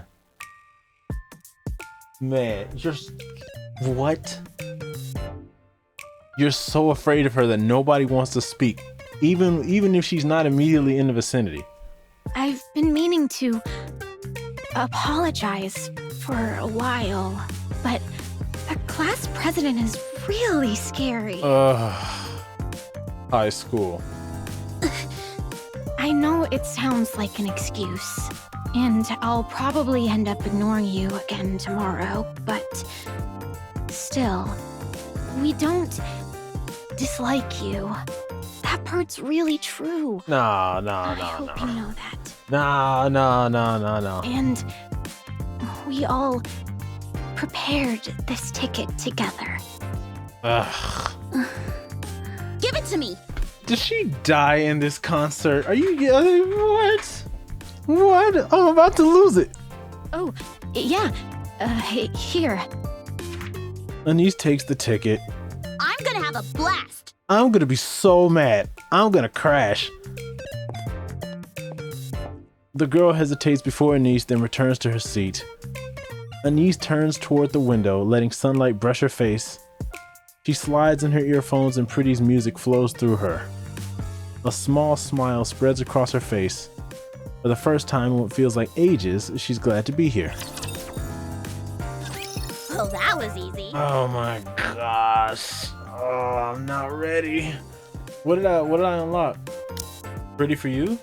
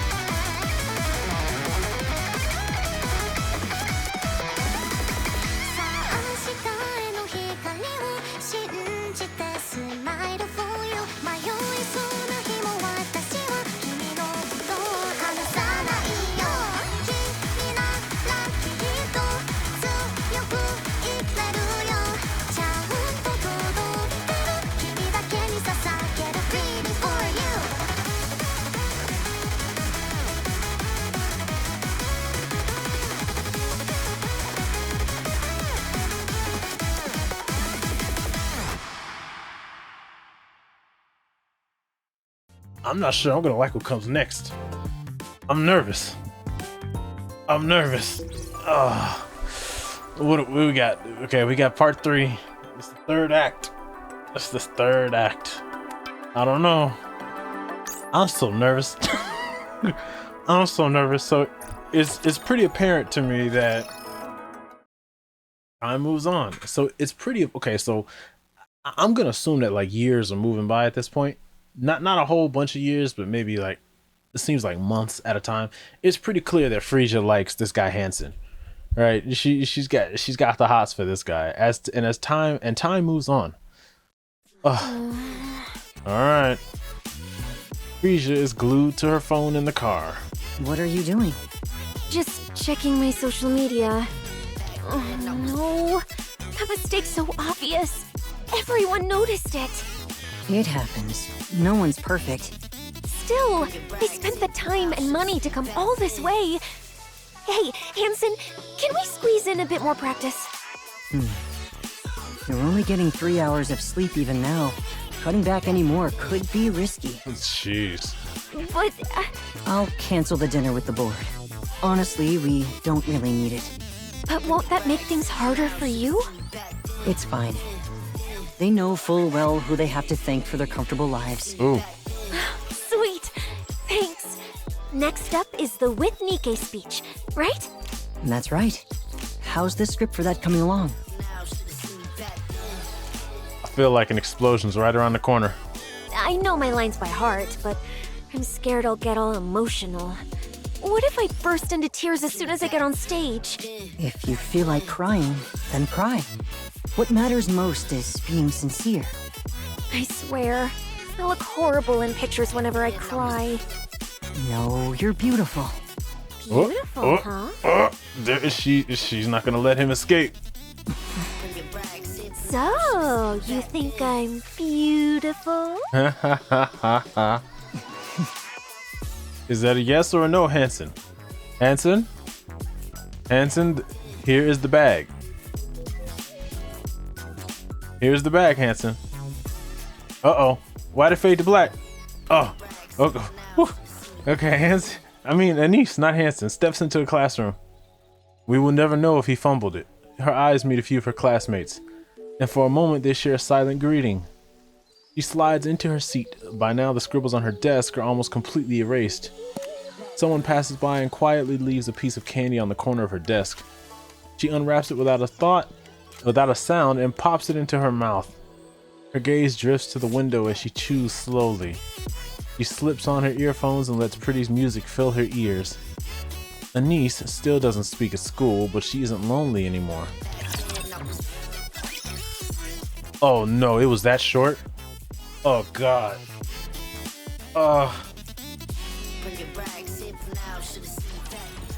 It's that short, huh? And time continues its quiet march. Frisia is glued to her phone in the car. What are you doing? Just checking my social media. Wow. Everyone's still talking about the mistake I made on the last live stream. These people really blow these things out of proportion.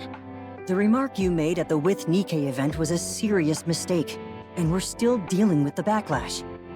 Gotta hand it to them. People really love poking their noses in everyone else's business. Beep. The speech is coming along nicely, I trust? Yeah, it's going great. What about the script? At this point, a quick skim is enough. Who could memorize all that anyway? So what's the plan for your performance? I'm going to cry. Smart move. Like really bawl my eyes out. That should calm things down, right? But don't overdo it. People get tired of seeing the same thing too often. I don't know, I'm feeling something different here. It's like Hansen and Mrs. Miss are the ones that are really handling everything with Frisia. Mustang seems to be doing his own thing. I don't know. Of course. Oh, and I told the makeup team to make me look a little worn out. And like Mrs. Miss said that she was Pretty's manager, but Hansen was the manager. Well, well. Looks like you can manage on your own now. I couldn't have done it without my amazing producer. Oh, that's right, producer. You know there's a party after this, right? Make sure to show up and flash that smile of yours. Okay. So this is all to just butter people up, huh? Count me out. I'm not singing. I'm not making you perform. That performance is worth too much to waste on them for free. See you later, then. Okay. Whew. I'm beat. Pretty. Wait, why'd you call me like that out of nowhere? Are you doing okay? Yeah, sure, but okay about what? Well, just this and that. Why do you ask? It seems you've changed quite a bit. I have? Yes. I've gotten used to it. I'm better at handling things now. I can't let every nasty comment get to me, or even let my emotions run the show. Is this Diesel's voice? I'm a celebrity now. The very first Nikke celebrity. I've got to take things in stride and keep my emotions in check. Honestly, I think I'm pretty good at that. Yeah. Are you happy now? Absolutely. I'm so happy I can't believe I didn't do this sooner. Hey. I see. As long as you're happy, that's all that matters. Hansen, I know I've changed a lot. You're just exhausted. You'll feel better soon. Yeah, it's hard. Really hard. But I can't stop. No matter how hard it gets. Hey, don't burn yourself out. My gosh. I have to keep going. Otherwise, I'll fall apart. Why are you pushing yourself so hard? She's running too hard. Maybe things would turn out better if you took it a little easier. I can't. I've become a symbol. Oh man, you don't have to. Ay. Pretty is the face of Nikke rights now. If I mess up, the Nikkes get blamed. Are these the same Mustangs?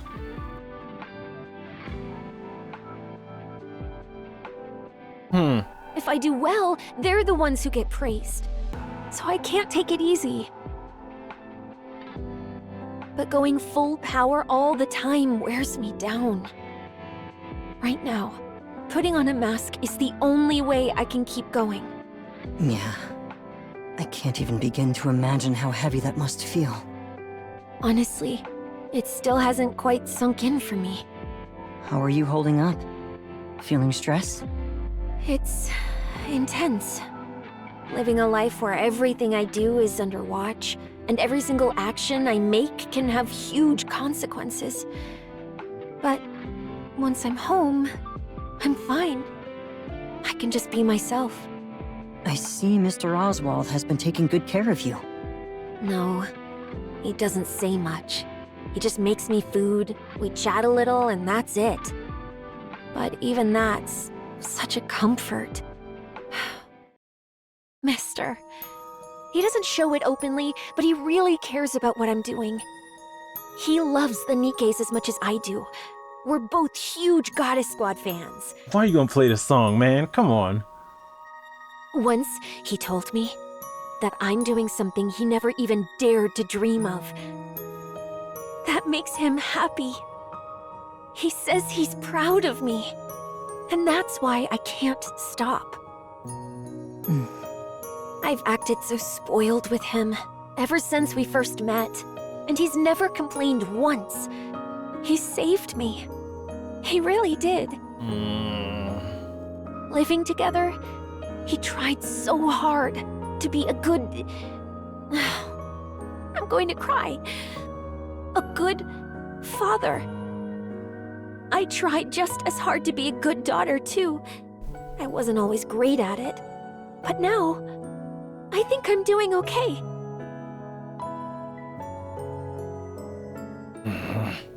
I want to be a daughter he can always be proud of. That's why I can't stop.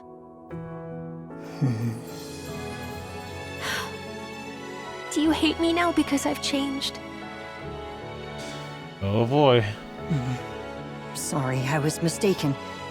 You haven't changed a bit. You were just the same as always.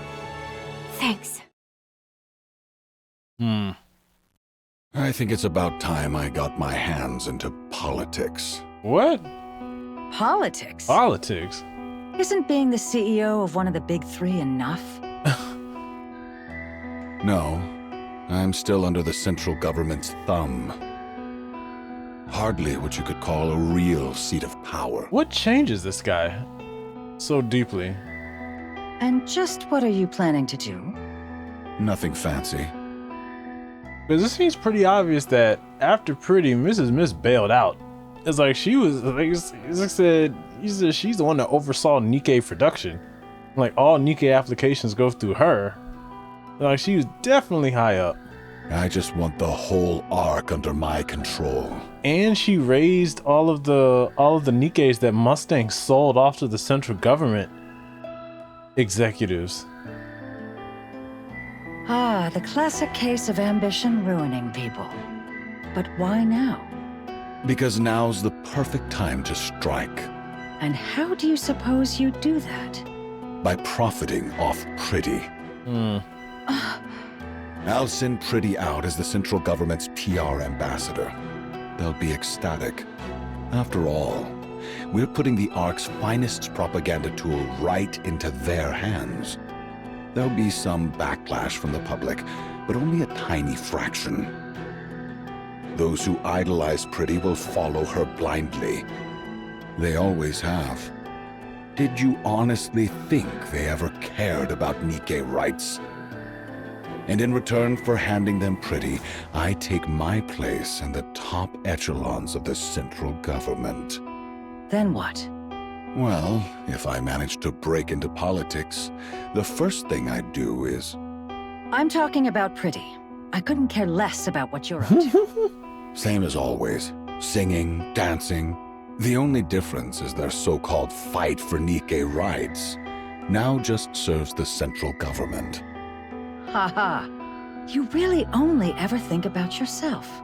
At the end of the day, the only thing that matters in life is me.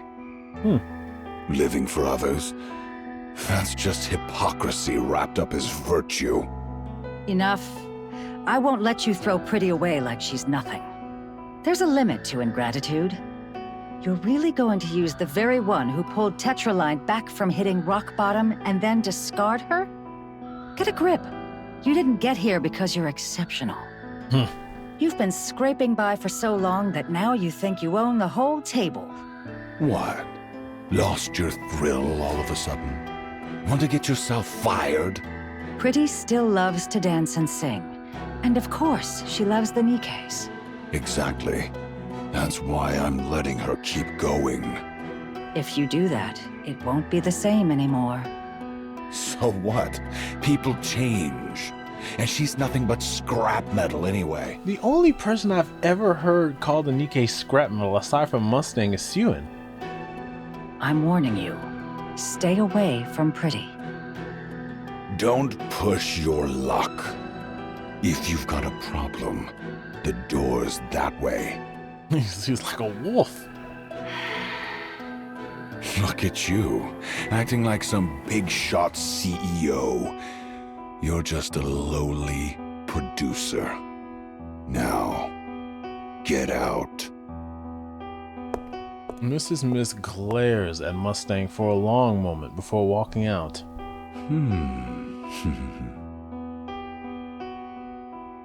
No way. Go to the central government? Not a chance. They said no. Look at all these stars. Why not? Why? Because I've been doing all this for the Nikkes. You've done enough here. Now it's time to play in bigger waters. Go to the central government. There, wealth and prestige beyond your wildest dreams await. A life of entertainment, unlike anything you've ever dared to imagine. You really think that's what I wanted? And you call yourself the CEO when you're so bad at reading people? Ooh. I'm not going. Not ever. Oh, really? That's right.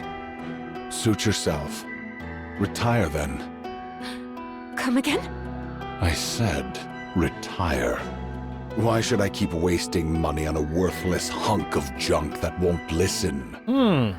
Retire. Get out there and do whatever it is you love so much. But I'm the symbol of all Nikkes. Then go handle it yourself. Ready to sign the papers? No. I took a worthless nobody and made you a star. And now, you're so arrogant, it's insane. Oh gosh, Oswald, what's he gonna do? Listen up, Rust Bucket. Everything you flaunt around as some shiny symbol of scrap metals, it's all thanks to my money. My hand behind every publicity stunt, every fabricated scandal, every crafted image, every record you've ever sold. Who do you think made all that happen?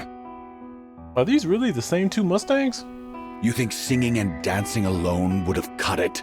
You've never been that good at either. Deep down, you know it was never enough. That's why you're keeping your mouth shut. Refuse my offer, and I'll kick you out and spread every vile rumor I can think of.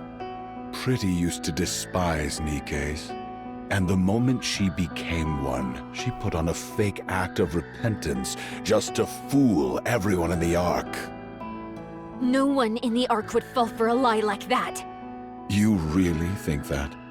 I turned a nobody Nikke into the biggest pop star the Ark has ever seen. Think I can't take it all away? Look at this threatening he's doing. You have no idea how many people are just waiting for you to screw up.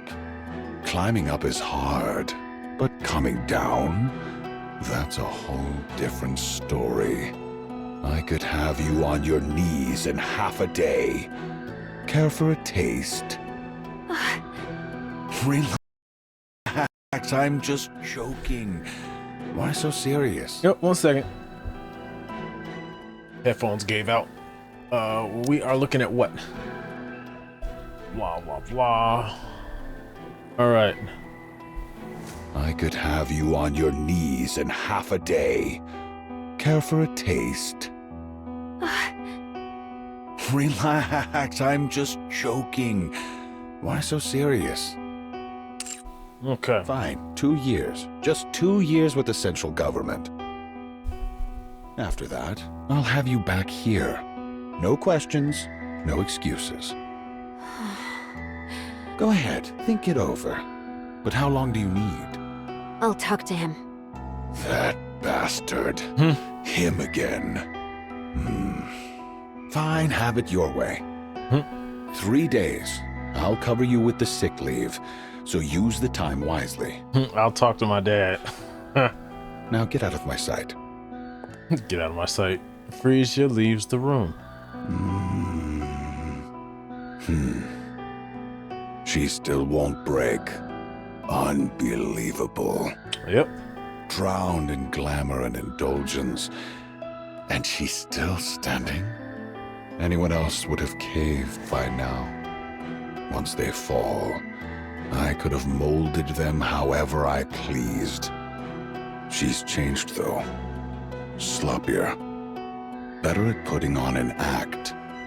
But her core, still intact. Still impact? Is that what you said? But her core, still intact. No, it might have been intact. Should I tamper with her nymph? No, too dangerous. If I fry her mind, this all becomes worthless. Home. What are you doing? No matter what happens, she goes home after every schedule. Like clockwork. That's her reset. More than once, I thought I had her. She was right on the edge. Then she goes home and comes back perfectly fine. Every time. That's where she's reinforcing herself. That old man, Oswald, he's the problem. Mustang opens the safe and flips through the documents containing Oswald's personal information. The pages are almost entirely redacted, each stamped with censored. I figured he wasn't just some ordinary guy, so I let him be. But if he tries to get in my way... Mustang picks up his phone, taps a few buttons. You gonna call Shade? Call Velvet? And the call connects to the beep. Pick up already. What? Stuffed yourself into a stupor again? Mustang here. Nothing serious, just thought I'd check in. Yeah, you can tell, right? I've never been much of a liar. Anyway, there's someone I need to take care of personally. Is this Keith Silverstein? Maybe not. I need some info, and he's not exactly your average guy, so I came straight to you. Yeah, seems like a real big shot. As expected, very efficient of you. Appreciate it. I'll be waiting for your call. I hope the Black Ops guy isn't working against Oswald. Isn't life just wonderful?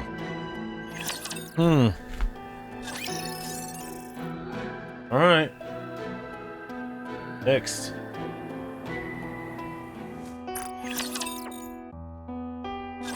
Resign. Huh. That'll do it. Huh? Go independent. Jeez, mister, I already told you everything Mustang said. Yeah, I heard you. Yeah, I heard. What you're really worried about isn't losing access to Tetra's resources. Yeah, that doesn't scare me. I know I can start from scratch again. But honestly, the rumors scare me more than anything. Don't worry, they're just empty threats. He wouldn't destroy something he had painstakingly built. Mustang's not just some ordinary guy. Neither are you. That's right. I almost stood up. That's right. That's right. You know, ordinary. You're in a league of your own. Yeah. I probably shouldn't say this, but right now, no one in the Ark can even think of touching you. Oh, that's right, because nobody knows that she's like on the level of Lillyweiss. That's right. That's right. If she actually wanted to fight somebody, they couldn't stop her. You're a symbol everyone looks up to. So go ahead and forge your own path without worry. That's right. Do you think? Wow.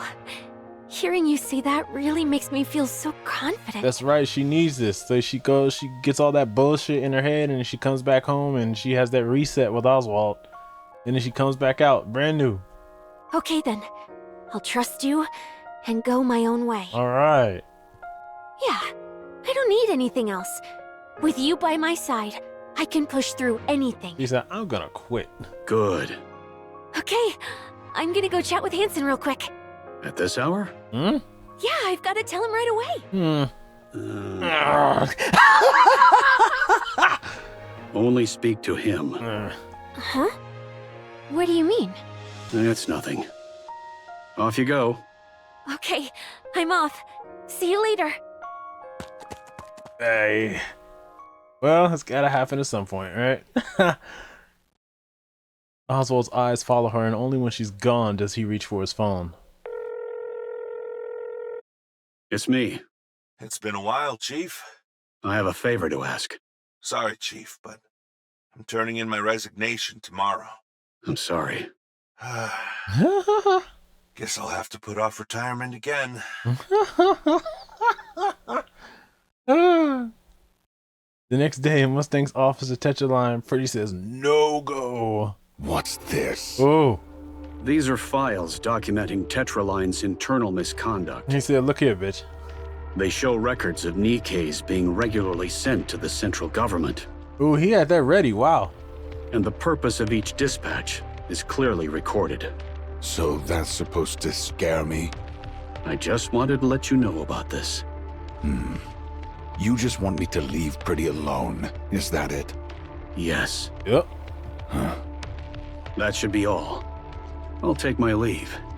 Hellhound Oswald. Still playing soldier at your age? I could bury you in an instant. But here you are, acting far too recklessly.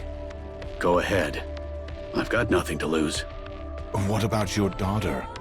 You won't touch Frisia. I trust you're smarter than that. Fine. I'll ask you one thing. How'd it feel, abandoning the Goddess Squad on the surface? You did that, didn't you? The Goddess Squad deserted after the Arc sealing operation. No. I know exactly what you did. You abandoned them. When you're the CEO of one of the big three, you get to know things. All kinds of things. Old voice logs uploaded into machines. Transcripts from the Arc sealing operation. So that's how Dobon's gonna find out about Dorothy, from the summer event. No. What was it again? Thank you and the Goddess Squad for everything you have done for humanity. How moving. So the record of the log still exists.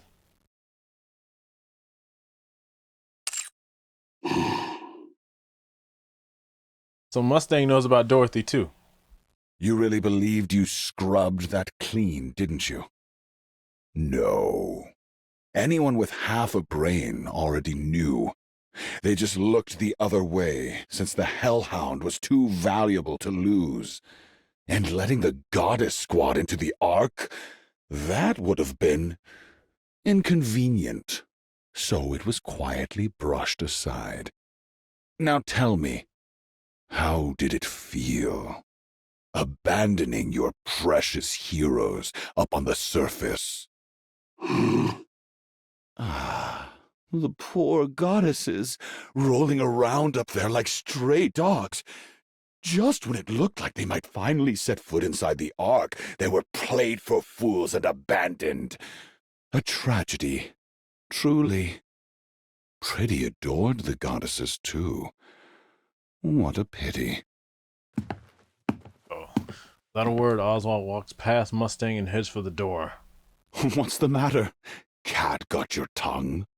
Stay away from Frisia. Consider this a warning. A warning. How cute. Oswald grips the doorknob. Oh, right. I wouldn't open that door if I were you.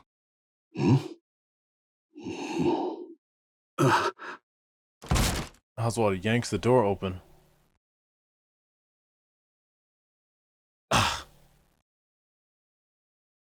Really?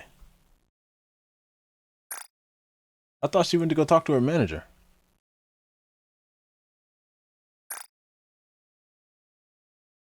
Whoops. I called our superstar pretty and completely forgot about her. Left her standing at the door.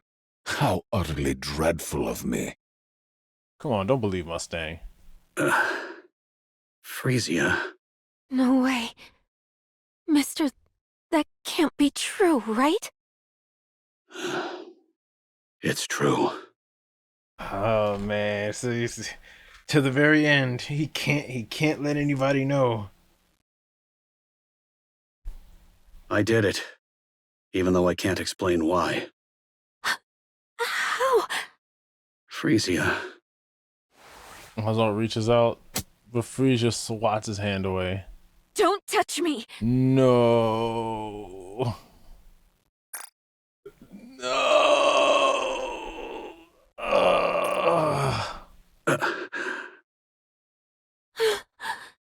This is the worst! Frisia dashes off. Oswald stands frozen, eyes following her every move. This fucking guy. Meanwhile, Mustang laughs.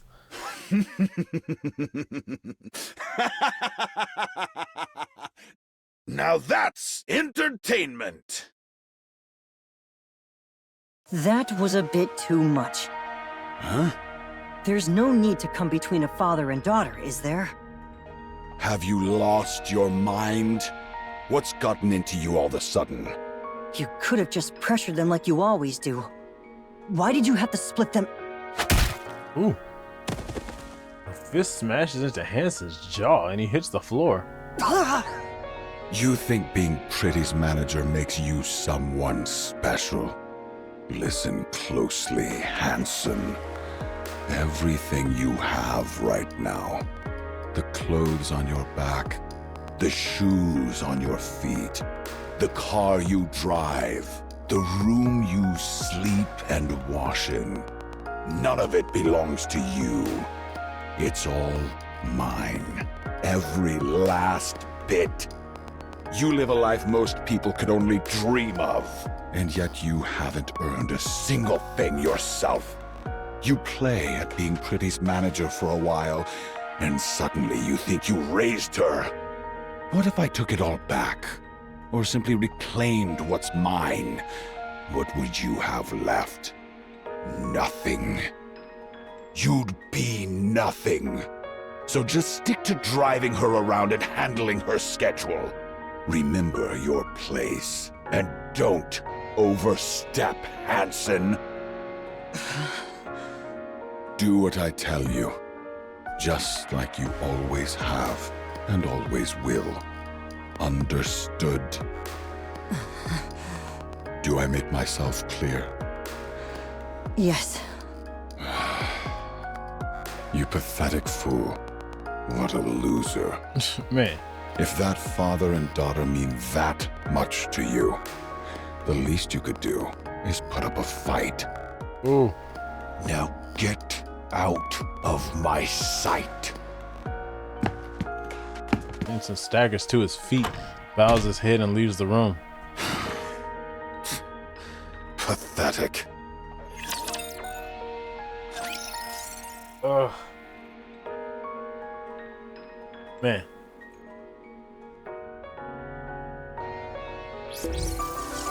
Oh wow, this is. Oh, we got stage 6 on this one. 6 on part 4. Time passes in a blur. Man, I'm pooped. She with Hansen now? Frida flops onto the opulent bed, letting herself sink into the soft layers. She doesn't have that pillar. If she's separated from Oswald, a service robot glides over, setting wine and cheese on the table. She props herself up and takes a bite, savoring the rich flavors. Phew, I can finally breathe for a second. Beep. Pretty, come down. What? Why? I've done everything on the schedule for today. A central government bigwig is here. Come say hello. But the transfer's still a long way off, isn't it? Better to let them know you early. It'll make things easier later. Fine. You've got the 20-year vintage, right? I'm not going if it's not there. Of course. Everything's taken care of. Oh no, it's corruption! Corruption! Now get your ass over here. Okay. Oi. Pretty swings her legs out of bed. Oh no, now she's Pretty. She's not Frisia anymore. Pretty swings her legs out of bed. But she opens the door. Hansen is there waiting. You scared me. Where are you going?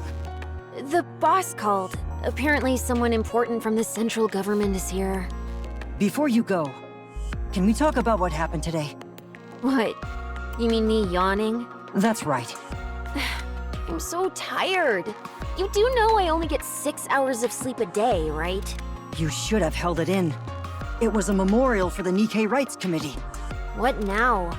Everyone losing it on social media again? So what? It's already happened. We could just get the boss to handle it, and that'll be the end of it. Pretty. There you go, calling me that again. Tell me, do you remember why you started performing in the first place? Yeah, I remember. I started for the Nikkes, to restore their honor, and to be a symbol of hope for all of them. Then why are you acting like this? Hansen, I just got back, and I'm exhausted. There's no such thing as a perfect pop star. We all mess up once in a while, but we can always do better next time. You've done well so far. Just keep going a little longer. For how much longer? How much longer am I supposed to keep pushing myself? And why should I even try? Oh no, where's Oswald? Where am I supposed to draw strength from? Ugh. Mister? No, I could rely on him at first. But in the end, he turned out to be the worst. All that talk about heroes and ideals? Lies. He abandoned the very people he claimed to care about. My safe place? Nothing but a filthy, rotten pit. No. The person I looked up to? A fake. A hypocrite. If there's no one left to lean on, what reason do I have to keep going? Am I not enough? Oy. No, you're not. Dang. You're nothing more than Mustang's puppet. Oh. You have no free will. Dang. If he finds out I'm counting on you, he'll crush you in an instant. Do you even have what it takes to fight him? Can you really break free from his control? Yes, I can. Oh, yeah? Uh-oh. Wait. Oh no. Don't. She's gonna. Don't. Come on. Don't petition that. I know it's about to happen. No. Kiss me. Hanson. Hanson. Come on. Kiss me. Hanson. Look. Hanson.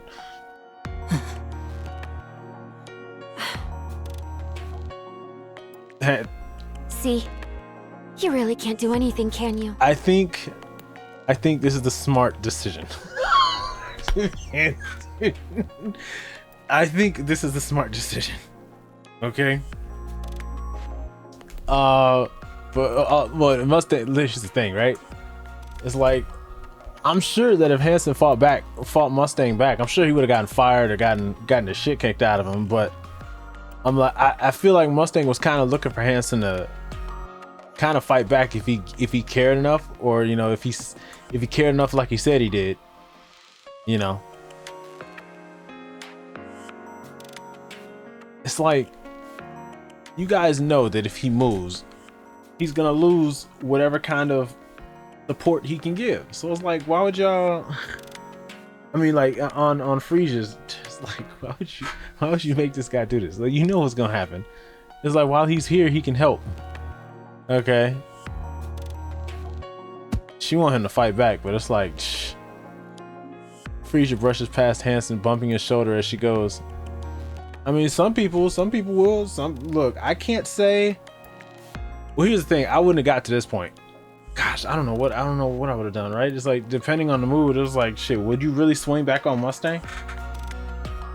I know how I am. I tend to not want to put up with shit from my bosses, and I've been known to tell my bosses as well, in the most politest, in the most polite, non-direct way as possible, that I'm not somebody that you can just push around.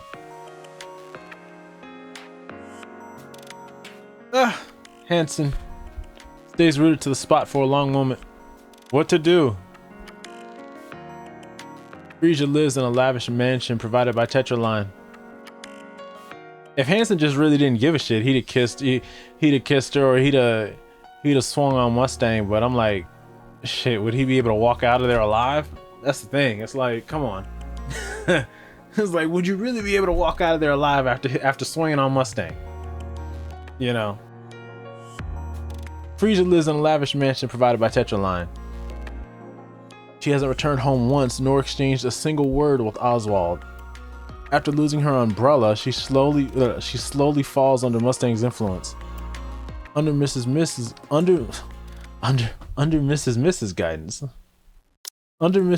guidance, she gradually transforms into a pop star. Then one day, during a press conference about a downtown alcohol-fueled incident, more than 20 armed Nikke phobes swarm Frisia. What? Get down! Don't move! Where do they even get weapons like that? God damn it! Where the hell is the central government when you need them? I'll distract them! When I do, run! There's a car behind us! Get ready! What are you saying? You'd die if you got shot.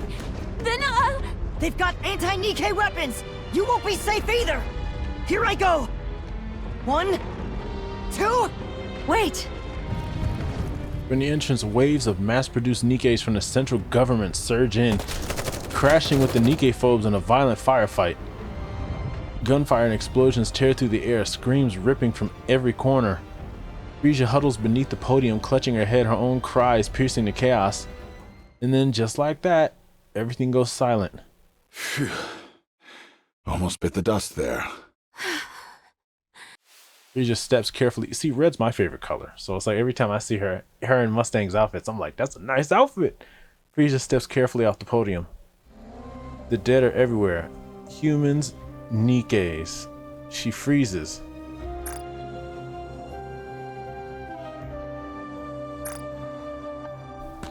An officer in full military dress spots Mustang and rushes over.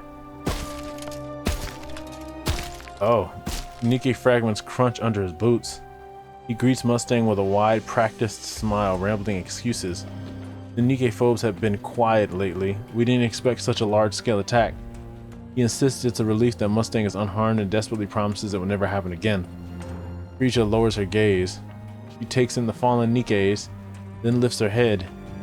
Her eyes meet those of a mass-produced Nikke, silently clearing the bodies of her comrades, unnoticed by everyone else.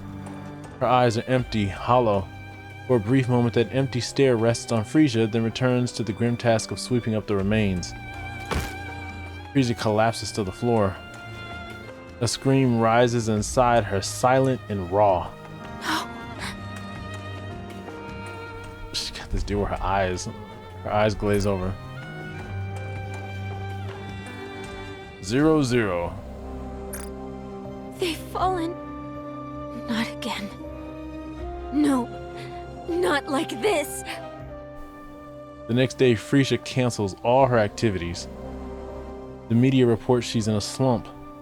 And for the first time since her debut, she goes on an extended break. So, really, no one's volunteering for the chairman's visit performance? If you're willing to endure a little embarrassment in the auditorium, there'll be a scholarship and other perks. You don't even have to be that good. Silence falls over the classroom. Okay, no one's volunteering. Each class has to have at least one, so now you're putting me in a bind. Should I just pick someone myself? Oh. You wouldn't like that, right? Oh. Come on, just grit your teeth and do it. It'll be over before you know it. Help me out here. Give me an A on the next test. The class president raises her hand. I recommend Anise. Fine. As soon as the class president finishes speaking, a heavy silence settles over the room. She listens to pretty songs all the time. So singing and dancing to one shouldn't be a problem for her. So, what do you think, Anise? Anise stares daggers at the class president. Drunk on her small victory, the class president smiles faintly at Anise before turning away. For the first time in what feels like forever, Anise finally speaks up at school. Yeah, I'll take care of the performance. All right. Whenever you've got a song in mind, just send me a message. Okay. All right. That's it for today. Get home safe. That class ends for the day. Anise narrows her eyes, her gaze fixed on the back of the class president's head. Without so much as a glance, she hurriedly packs her bag and slips out of the classroom.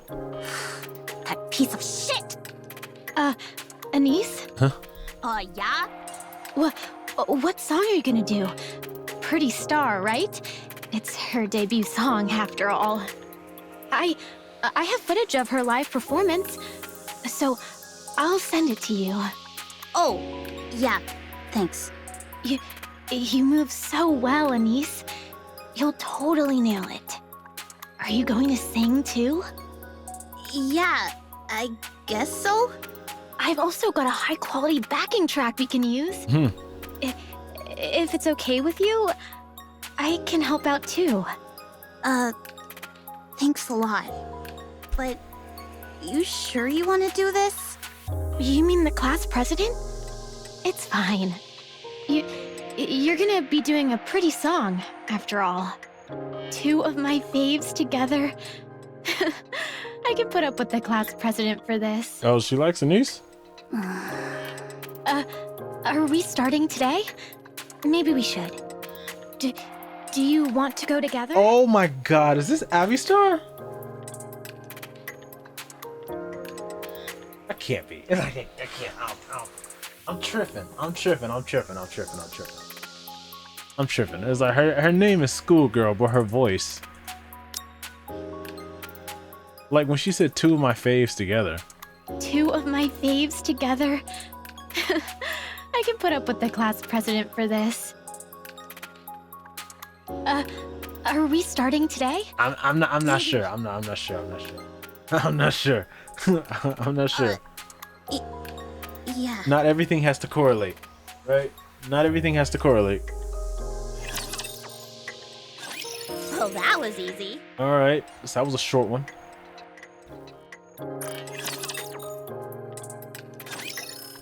Okay, so Frisia is on hiatus, and Anise is gonna do some kind of presentation for some kind of event. Frisia wanders the streets with her cap pulled low over her eyes and a mask hiding the rest of her face. Hansen walks at her side, matching her pace without a word.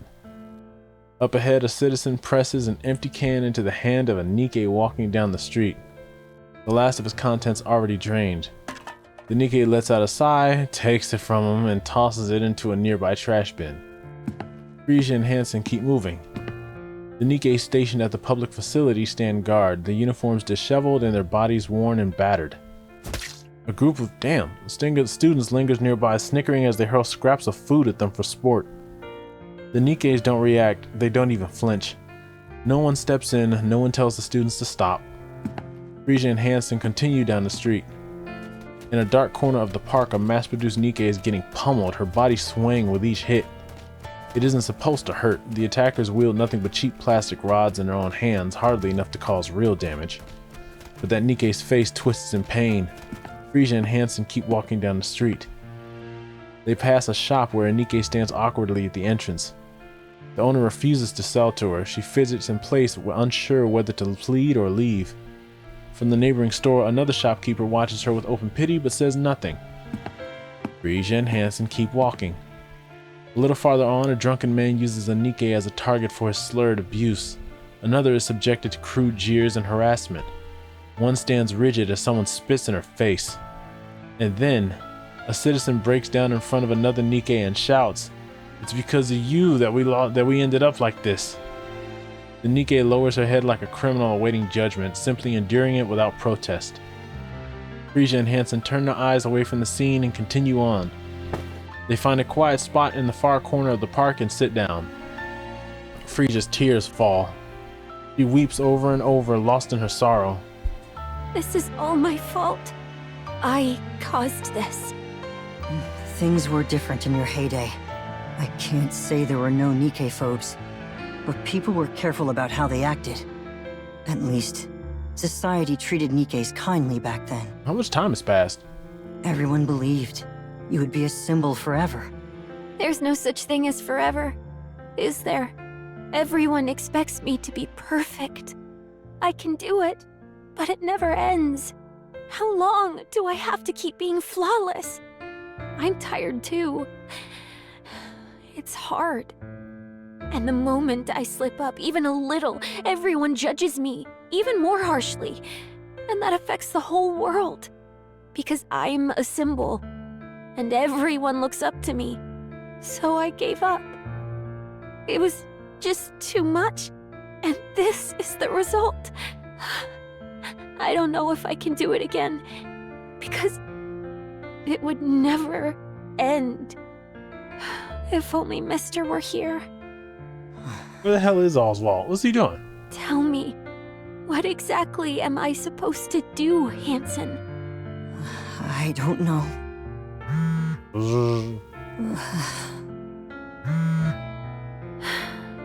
Take it. I'm sure it's Mustang. Sorry. Hansen answers the phone. A torrent of shouting blasts from the other end, harsh and unrelenting. When he hangs up, he turns to Frisia with an unreadable expression. Go ahead. I'm just going to sit here for a bit. Sorry. Thing is, like, she is a Nikke, so it's not like she can be, well, I would say it's not like she can be hurt, but Frisia does not respond.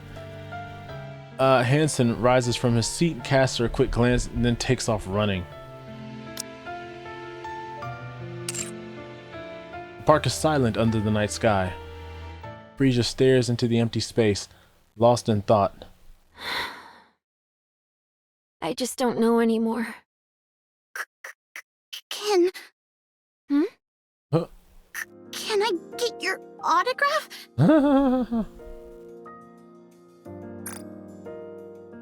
Wow! Who are you? Fan. I'm your fan.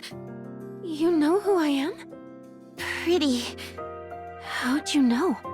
Your body shape and fashion style. You're a stalker. No way! How on earth did you figure out it's me? 'Cause I'm a fan. How old are you? 17. Ooh. You're still so young. Has it been that long? Is Frisia that much older than her? Frisia stares at Anise intently. How long has she been an idol for? I mean, maybe if it was Anise's first year in high school, then maybe she's been doing her thing for 3 years at this point. I assumed it had been like 15 years since Art Guardian. So I assumed that she was already in her early 20s at the time. Her eyes glitter with excitement, betraying the thrill she's trying to contain. It's the unmistakable expression of a fan. Sit. I've been feeling a bit down, so let's chat for a while. Wow, really? Shh. Keep it down. Someone might hear us. Anise sits down next to Frisia. Wow, this feels like a dream. Why do you like me? Because whenever I see you, I feel like I can take on anything. Oh, really? I don't know. You just give me strength. You know, I used to get picked on for standing up to the popular kid in class. But listening to your songs helped me get through it. And now, I feel like I can handle whatever comes next. It's like this little spark of hope that tells me things are gonna be okay. Hope. Yeah! At first, your songs totally saved me. Wait, scratch that. They gave me strength. Then just seeing you on TV was enough to keep me going. And now, even a photo of you does the trick. I've been stirring up all kinds of trouble lately. Can't say for sure. I've mostly just been listening to your songs lately. So, for me, you're still at your absolute coolest. She didn't want to tell her, yeah, you've been wilding out lately, but she didn't want to tell her. Is that so? Thank you. You really know how to comfort people. And you're so mature for your age. Is that so? Sorry about that. I cut off the audio early. Oh, right. I've been practicing Pretty Star lately. Wanna see? I'm going to perform in the school talent show. You know that super popular kid I told you about? Yeah, she set me up for this on purpose to screw me over. Kids these days really don't mince their words. I'm gonna go out there and blow everyone's socks off. Plus, I've got a friend helping me too. And after that? I haven't really thought about it.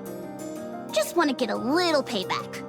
You've got a dream, hope, and the drive to make it happen. It's all thanks to you. Did I really give you hope? Yes. Can I really keep doing this? Of course! You've done it all along, and I'm sure you'll keep going. Huh. Okay. Let's see you dance. Show me what you've got. Huh? Really? Yeah. Quiet Park comes alive under the night sky. Anise dances with pure joy as Frisia watches, a soft smile lighting her face. This is weird. This is weird. From Anise's standpoint, she's with her idol, but from our standpoint, this is Frisia. We know her from when we were in Red Hood shoes. A song signaling the start of their journey plays vividly in their minds. 1, 2, 3, 4, and stretch. Stretch! Yes, that's it. That's it. And right here. Bam, bam, bam. Wow, you're really talented. Oh, yeah? You think I can get back at her? For sure. She won't know what hit her. That was so much fun. So, like, yeah, Mrs. Like, apparently Mustang knew about Anise at the time, but Mrs. Miss did not.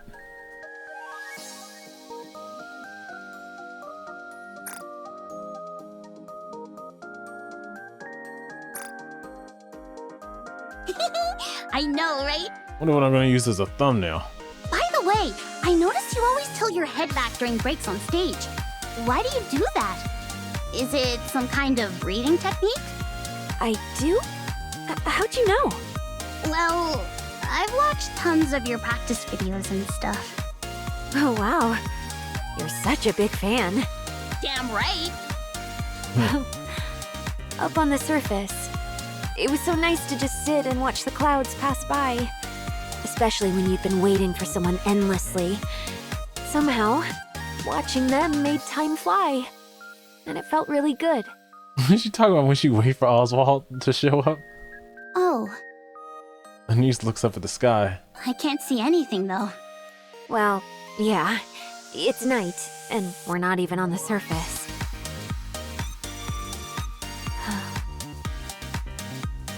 She would be a Nikke from the first invasion. Well, no, not quite from the first invasion, but she was alive during the first invasion. Whoa, it's getting pretty late. Shouldn't you be heading home and getting some sleep? Oh, yeah. Oh yeah, the autograph. I almost forgot the most important thing. It's fine. I already got something way better. Fair enough. Hang in there, pretty. You've got this. She's like, what's your name? I don't know all the details, but hang in there. To me, you'll always be my idol. Me? Your idol forever? Really? All right. I'll hang in there. Thank you. All right. I'm off. Take care now. See ya. Stay safe. Anise runs ahead, brimming with energy. Frisia watches her for a while, then turns and starts walking away. An idol forever. Oh, that was easy. You sure? I'm not sure if it was that easy, Anise. Alright, what's gonna happen next? There's no such thing as a pop star that lasts forever. Never has been. Time passes, tastes change, and eventually, even the brightest stars fade. It's just the way things are. In a way, it is only natural. There's a reason people say you should leave on a high note. You mean retirement? Yes, retirement. After that, people don't nitpick every little detail anymore, and you get more freedom in a way. Even if your fame fades, it doesn't matter. You've retired, after all. Your fans will get it since you can't keep running at full speed forever. Why? Do you want to retire? I'd be lying if I said I didn't. That won't be easy. Mustang won't just let it happen. He'll use any means necessary to keep you from leaving. I figured. You know by now, he stops at nothing to get what he wants. I guess there's no getting out of this, huh? I doubt it. If I can't be a pop star forever, and I can't retire, what does that leave me with? At this point, all I can do is delay the inevitable. And in the end, I'll vanish completely, leaving no trace. I'm sorry. I didn't expect you to say something like that, Mrs. Miss. I'm the one who made you a pop star, so I always knew this day would come. Still, there was nothing I could do. Was it for the money? Money? I already have more than I could ever need. The Ark was drowning in darkness. It needed a star, and you were born to be that star. A star. Bright stars cast their light over everyone. Those who gaze up at them are captivated and forget their troubles, even if only for a moment. For that brief instant, pain fades, and all that remains is joy. That's the power of entertainment. You're a star. The Ark star. My job is to buy as much time as I can until that star dims. Until the next one rises. So I'll help you with anything. Except retirement. I don't know whether I should thank you or resent you. Then resent me. It'll make things easier. You seem troubled. Have you talked to your father? Don't tell me you haven't gone to see him even once all this time? Yeah. I don't want to meet that person who would abandon his heroes. What's wrong? Right. There really aren't any.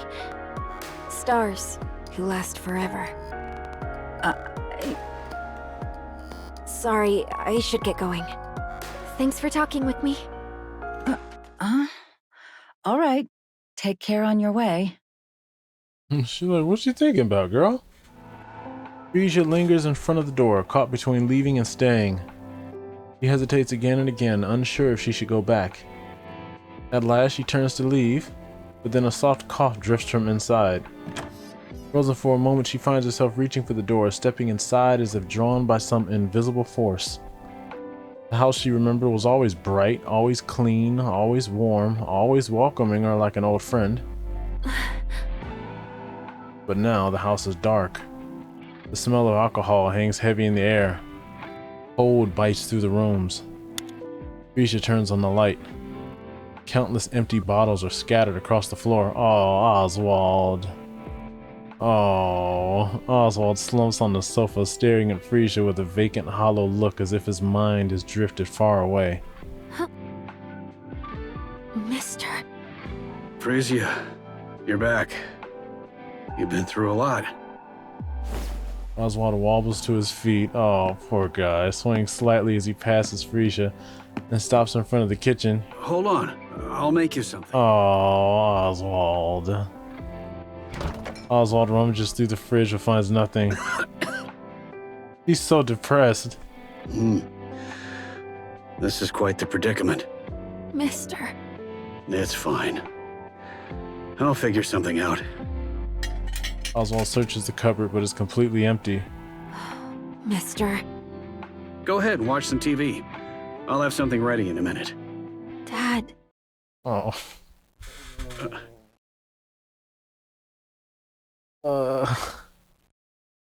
Look at me. Please.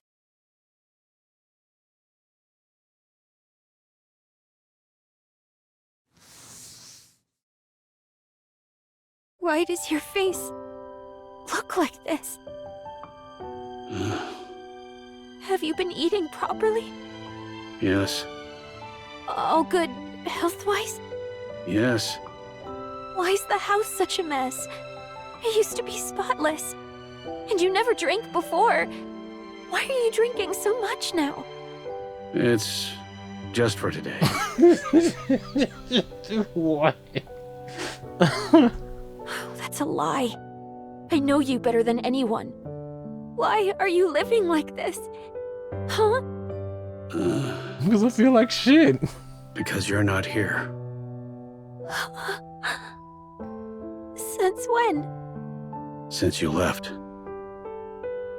Oswald. Oh, Oswald.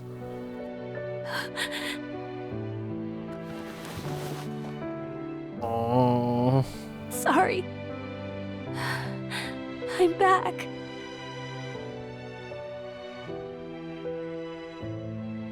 And Oswald sit across from each other. Water is all they have to drink. It's a water banquet and some ice soup with cups set between them. They finally talk about the things they've avoided for so long. I abandoned my heroes. There were reasons, yes, but nothing that could ever excuse what I did. I was consumed by guilt and the thought that I had betrayed them. I didn't even want to be alive, but you were there. Just knowing you were there made it impossible to give in. It was enough to comfort me. So, I kept going. I kept living as best I could. Yeah, I know that better than anyone. That's why I left, and why things ended up like this. Prodigal daughter. I know you can't forgive me. I won't make excuses. He still can't tell her why he left him on the surface, huh? Abandoning the Goddess Squad was my fault. I can't explain why, but I won't deny it. He held on to that reason to the end, huh? I just couldn't bear to see my heroes, everyone's heroes, fall apart. I don't know all the details, but I'm sure you had your reasons. Hell, if you told her why, she'd hate the central government. Even if I can't say for sure, I know something terrible would have happened if the Goddess Squad had come to the Ark. Yeah. Yeah. Something awful would have happened. They could have been broken, fallen from grace, or even died. That's why you abandoned them. You didn't want to see any of that happen to them. You wanted them to remain as heroes forever. Yeah, I think I get it. Heroes aren't allowed to break. They're supposed to stay untouchable. But time, people, the world, they tear them down anyway. In the end, every hero falls. And when they do, they take the people who believed in them down with them. Something happened, didn't it? Oh. It did, but it's all right now. I'm glad I came to see you. I'll be back in a bit, so don't start cleaning. Let's do it together when I get back. No, don't leave! Will you come back? Yeah, I will. I'll always come back.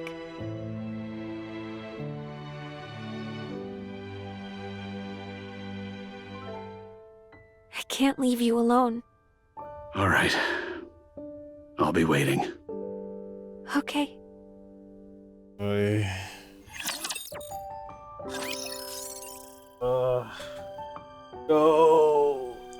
No.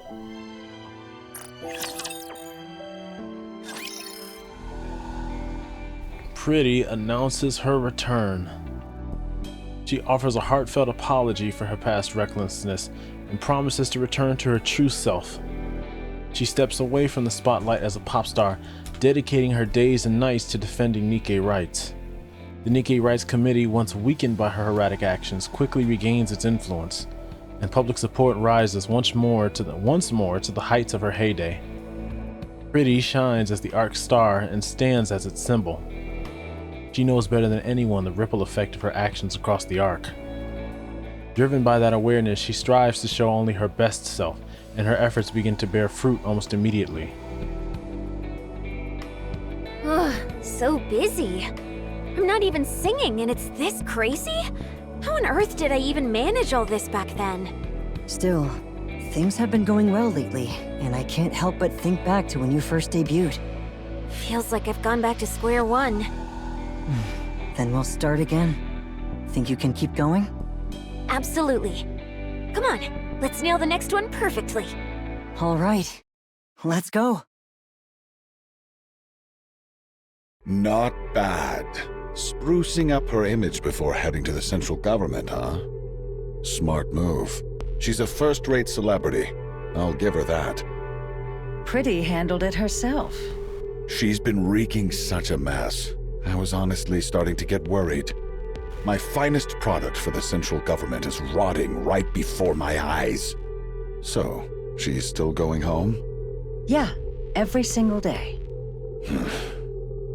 That's right. As she should be.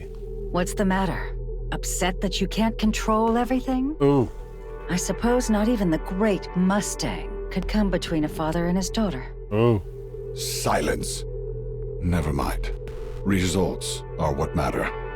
Go all in for the Arc Superstar. Naturally. I'm sorry. hit the space bar a little too much. Go all in for the Arc Superstar. Naturally. Mustang's like, it is what it is. Fine. He's like, fine. Whatever. I finished recording everything. You were amazing, Anise. I really think our class is going to win first place. Oh, stop it. I honestly think you'd make a great pop star. Oh my gosh, that's right. Anise is still a human. she hasn't become a Nikke yet. I really mean it. A pop star, huh? Yeah. If you ever become one, I'd want to be your manager. I can't believe it. Is it actually Avistar?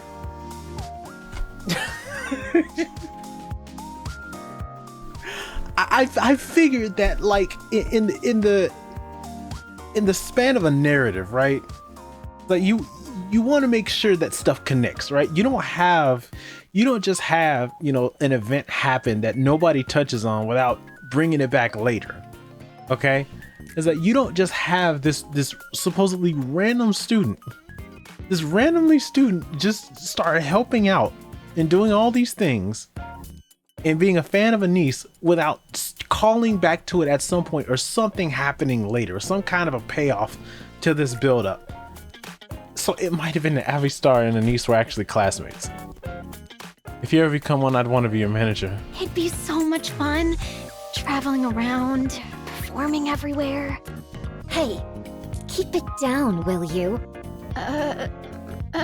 Yeah, sorry. Maybe.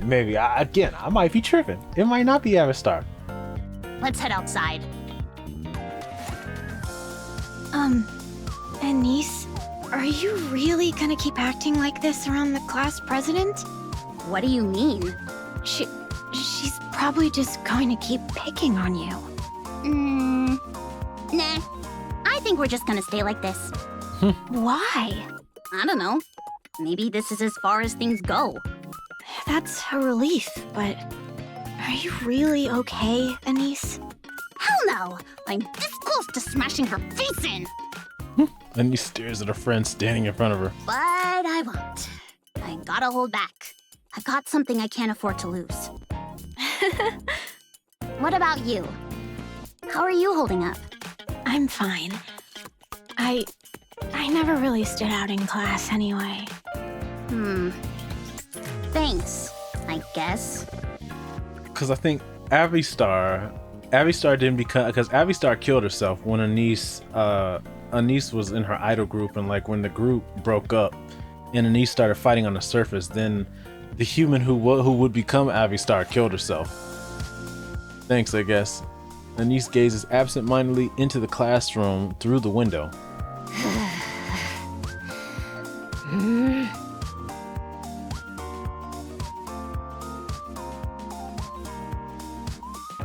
Sorry about that. The class president nervously chews her fingernails. What? That is funny. What's the worst that could happen? Pretty continues her activities without pause, steadily building recognition beyond even the heights of her heyday. And just when her fame within the Arc hits an all-time high... The venue is our Grand Hall. We've got a 5-hour extravaganza lined up. It's been a while since my last concert, and I'm super nervous, but I'll give it my all and make it unforgettable. Betty announces her comeback concert. Did you get it? Nope. The competition was insane. I couldn't even load the site. I heard they sold out in like 3 seconds flat. What about you?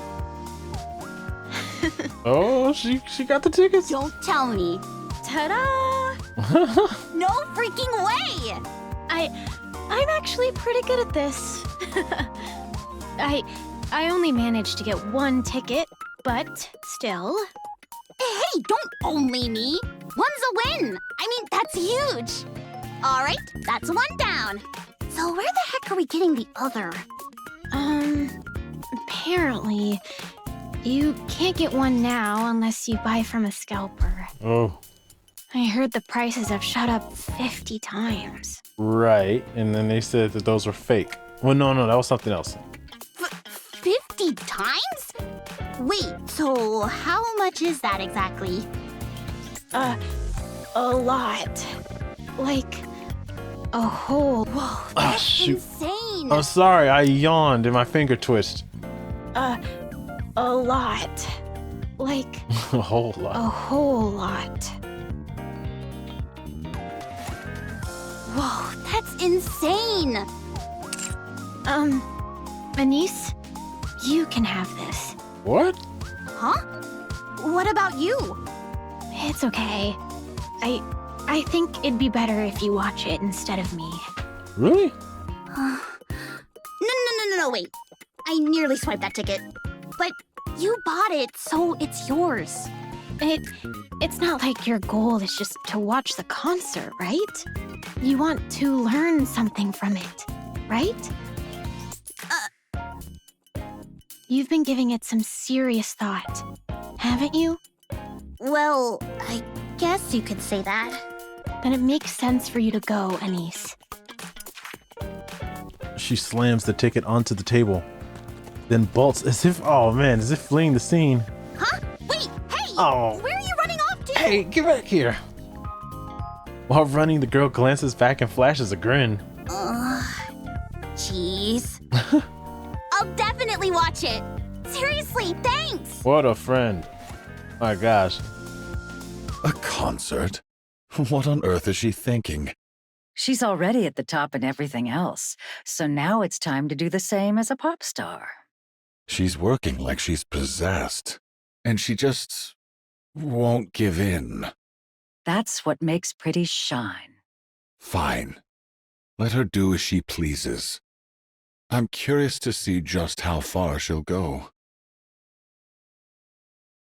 Are you feeling confident? Of course. I'm in tip-top shape. This is going to be my best concert yet. All right. I'll be looking forward to it. Since tomorrow's a big day, get some sleep tonight and don't push yourself too hard. You worry about the silliest things. We're here. I'll come pick you up tomorrow morning. Okay, drive safe. Will do. See you tomorrow. Hanson? Oh, I gotta sit up for this. Yes? No, it's nothing. Oh. I'm heading in. See you tomorrow. Oh. Oh. So, it's tomorrow. Yeah. I've got a ticket. Ah. What? How'd you manage that? Ah. Asked a former coworker for a favor. I have my ways. Oh, the guy who couldn't retire because of you? Ah. Has he retired now? I need another mission out of you. No, not yet. Dang. Seriously? Just, I keep putting in the work. Huh. Dad, could you not come tomorrow? That's what I said, huh? I'd probably get way too nervous if you were there. It's my comeback concert, and it really means a lot to me. I just don't want to be tense. Really? I'll send you a video later. Well, I wanted to go. All right, I won't. Oh, I mean, all right. Phew. How have things been lately? Honestly, it couldn't be better. Good. I'm glad to hear that. Yeah, me too. Me too. Me three. Well, that was easy. I'm glad things are looking up. That was easy. All right. Anise feels like she's dreaming. Arcarian Hall is packed to the brim with humans and Nikkes alike. A massive stage stretches out before her, and on it, Pretty commands the room with an almost overwhelming presence. Whoa. Wow. Anise is certain of it. The first concert she's ever seen will be the best of her life. Oswald stares at the worn leather gloves in the display case.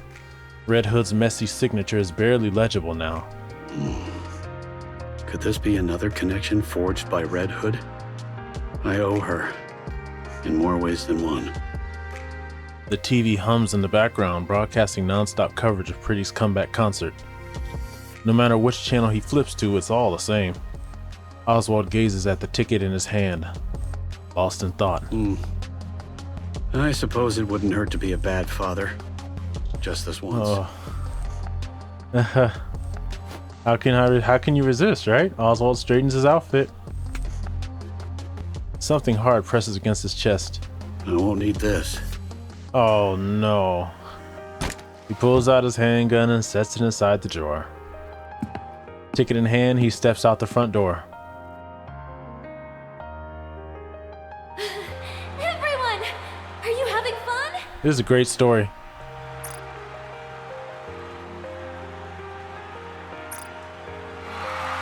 The audience erupts in cheers. I haven't moved this hard in ages. I'm a little out of breath. Let me just stand here and chat for 3 minutes, then we'll jump right back in. Sound good? Another raucous wave of cheers sweeps over the venue. On stage, Frisia launches into some light banter. Owned by countless variety shows, her words flow effortlessly, leaving the audience hanging on every line. She's incredible. Spellbound, Anise watches Pretty on stage, hanging on every word. Then she notices something off about the 3 figures ahead of her. Their movements are strange. The crowd in the stands is shrouded in darkness, making it hard to see clearly. Even so, Anise doesn't take her eyes off them. They fumble, searching for something. One pulls a metal rod from their coat. Another retrieves a heavy-looking chunk of metal. The last moves with practiced precision, assembling the pieces together. A flash of light. The completed object catches a faint glow for a moment, its outline glimmering in the dimness. What?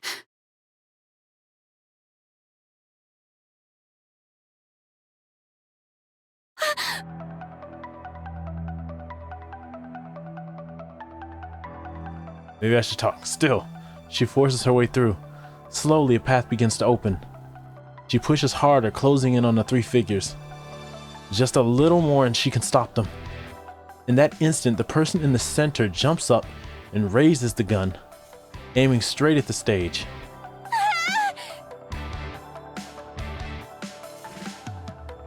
A chill runs down Oswald's spine. A sound you'd never expect to hear at a concert reaches his ears. It was the sharp clicks and clanks of a gun being assembled. Oswald lunges toward it, heart hammering. Up ahead, he spots the 3 acting suspiciously. His hand slips into his jacket. It's empty. He left it at home. Without thinking, he tears forward. In that instant, the person in the center jumps up and raises the gun, aiming straight at the stage. All right, everyone. Next time you see Nikke, make sure you greet her with a smile, okay? They're the goddesses of victory, who put their lives on the line for us. The crowd explodes into cheers. At the same time, someone vaults onto a folding chair. Frisia catches sight of a dark circle aimed at her. A gun barrel. Then a flash erupts from its mouth. You can't be serious. Oh, but I am. No matter how I look at it, this is the only way. No hero lasts forever. Every star falls. Every symbol breaks. Time, people, the world itself, none of them will just leave you be. But there's one way to change that. One way to remain a symbol who never falls from grace. Who never breaks. Absolutely not. You think I'd entertain that for a second? What is this? She staged her death? Come on, Mrs. Miss. You know exactly what I mean. I'm going to give it everything I've got. Harder than ever before. I'll push myself so far that even at my peak, no one could compare. I'll become a superstar no one can even touch. But I'll need your help. More than ever. I can do this. This time, there's a real finish line. What is she up to? And when I reach the very top, I'll hold a concert. Something big will happen. I can feel it. And on that day, in that place, I'll shine forever. Why are you telling me this? Please, find the next star. I won't shine forever. Even the brightest light fades with time. Before mine does, I need you to discover who will shine next. The Ark's new star. That's something only you can do, Mrs. Miss. We know I've created a monster. I never meant to drag you into this. It just hit me. You're the first and last teacher I'll ever have. What is she up to? A bullet. Did she know something was gonna go down?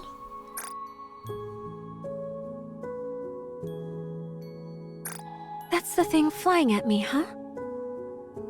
Oh, it might be because she's so powerful she could see it, right? Like, you know, Lily Weiss was so fast. So it's like she could probably perceive fast moving objects much more easily than other Nikkes. Back when I was a human, I only ever saw a flash. Never the bullet itself. So that's what a bullet really looks like. Crazy that something so small can kill someone. It's slow, though. I can dodge it easily. I fucking knew it. I knew it. Yeah. Yeah, because she's that powerful. Maybe I can even catch it. She perceives it so differently. But a normal Nikke probably can't pull that off. Oh, right. Dad mentioned something about Lily Weiss in the hallway the other day. Maybe I really do have a knack for combat. If I'd become a Nikke sooner, could I have ended up like the goddesses? Oh, right. Dad mentioned something about Lily Weiss in the hallway the other day. Sorry about that. But what if it hits me and I'm fine? No, it's okay. I swapped to a lighter frame and made sure the area around my forehead is fragile. She staged her own death? Let's see. At this angle, it'll hit my neck. Better shift a little. Wow. Wow. Can't say I foresaw this. I did figure that if she was Lily Weiss, like Lily Weiss moves, well, let's keep going. Yeah, this position's good. She's staging her own death. And kind of amazing, huh? Dodging bullets and everything. Okay, that's enough. This is it. Is that why she didn't want Oswald to show up? No matter how I think about it, this is the only way. I'd be lying if I said I don't have any lingering feelings. But I don't regret this. I leave the rest to you, Mrs. Miss. Hanson, I'm sorry. And Dad.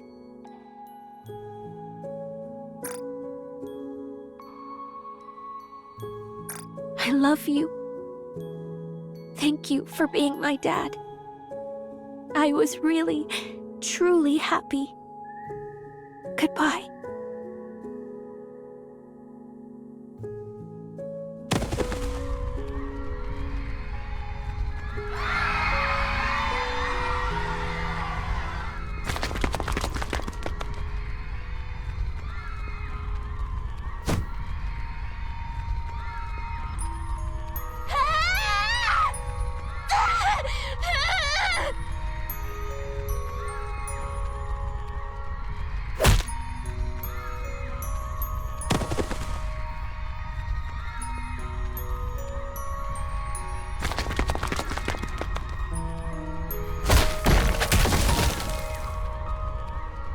This song. Oh man. Chaos of the escaping crowd. Bro goes back to his feet and heads for the stage, compelled to see the truth for himself. Frisia. He lies motionless on the stage. No. Mr. Oswald. Oh. No. Frisia. Oswald pulls Frisia into his arms. In that instant, he understands everything she was trying to do. A storm of grief and pride surges through him. Even so, he... No. All he can do is let his grief spill out. Pretty was shot and killed during her comeback concert. The 3 suspects are arrested within 20 minutes and identified as extreme Nikke phobes. They confess that they committed the crime to halt the rising influence of the Nikke Rights Committee, the very organization that had backed Pretty. After their confession, their whereabouts are never revealed. The world reels at the truth. The symbol of the Nikkes and the Ark's star has been murdered by Nikke phobes. Within the Ark, the Nikke phobes become targets of absolute condemnation, and their influence collapses almost overnight. At the same time, Nikke rights begin to rise sharply. Enoch enacts new legislation, making the mistreatment of Nikkes a punishable crime. Thus, Pretty leaves a lasting mark on the Ark, remaining an idol and a revered figure forever. Hansen walks through the streets. Up ahead, a citizen presses an empty can into the hand of a Nikke walking down the street. So like her specs were so high, right? Her specs were high enough to they were getting close to Lily Weiss's specs. Her specs were so high that she could perceive the bullet as it was flying toward her, and she posed herself in such a way that it could hit her head. It's like she just staged her own death. Or maybe she knew that something was up and she just decided to play into that. I'm not sure. The last of its contents already drained. All of a sudden, someone steps in and knocks the can away. Hansen keeps moving. The Nikke stationed at the public facility stand guard, their uniforms disheveled and their bodies worn and battered. A group of students lingers nearby, snickering as they hurl scraps of food at them for sport. The Nikkes don't react. They don't even flinch. Moments later, the students are detained by the ACPU. Yeah, where are you now? Where were you then? Hansen continues down the street. They weren't there at the time, you know? In a dark corner of the park, a mass-produced Nikke is getting pummeled, her body swaying with each hit. It isn't supposed to hurt. The attackers wield nothing but cheap plastic rods in their own hands, hardly enough to cause real damage. But that Nikke's face twists in pain. Citizens step forward, confronting the attackers. Meanwhile, someone supports the Nikke, offering words of comfort. Hansen keeps walking down the street. He passes a shop where a Nikke stands awkwardly at the entrance. The owner refuses to sell to her. She fidgets in place, unsure whether to plead or leave. In the shop next door, the owner beckons her over. He passes her the goods and holds both her hands gently but firmly. Hansen keeps walking. A little farther on, a drunken man uses a Nikke as a target for his slurred abuse. Someone steps in to fight on her behalf. Another is subjected to crude jeers and harassment. Someone steps forward to help report it. One stands rigid as someone spits in her face. Someone throws a punch in response. And then, a citizen breaks down in front of another Nikke and shouts, "It's because you lost that we ended up like this." The Nikke lowers her head like a criminal awaiting judgment, simply enduring it without protest. Hansen steps forward and yells at the screaming citizen. It's thanks to these Nikkes putting their lives on the line that we're here alive today. Hansen finds a quiet spot in the far corner of the park and sits down. His tears fall. He weeps over and over, lost in his sorrow. Frisia. God damn it. The plan's fallen apart.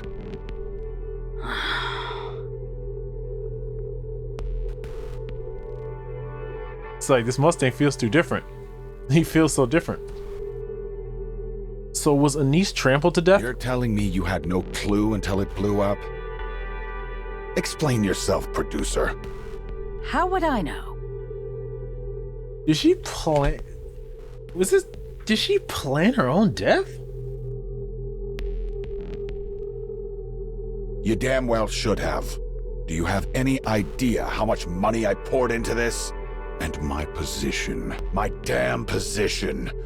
What are you going to do about it? You really don't care about anyone but yourself.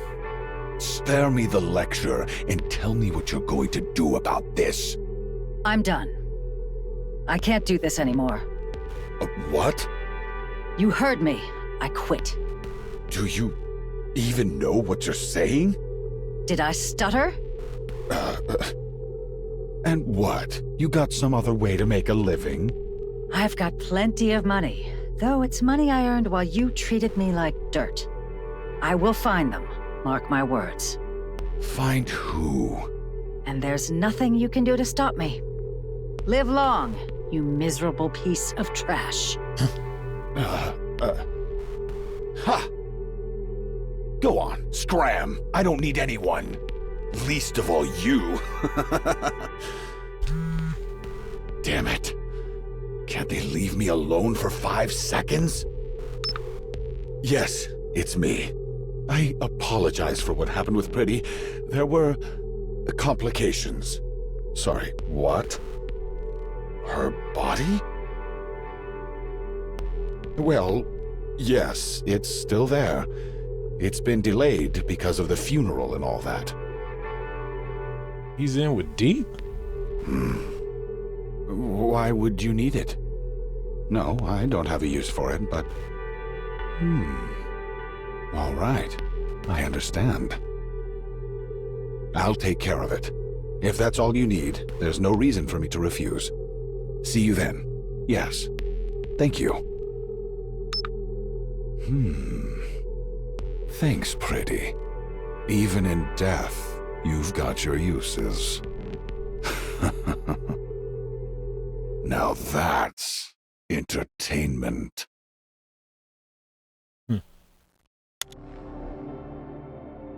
With a soft click, Oswald returns home and switches on the lights. He starts preparing a meal. 2 plates are set neatly on the table. After eating, Oswald settles onto the couch and plays Frisia's performance. He keeps watching until he drifts off to sleep. Wakes up to find it's his day off. The performance plays again. He remains absorbed, watching until sleep claims him once more. For Oswald, time has stopped.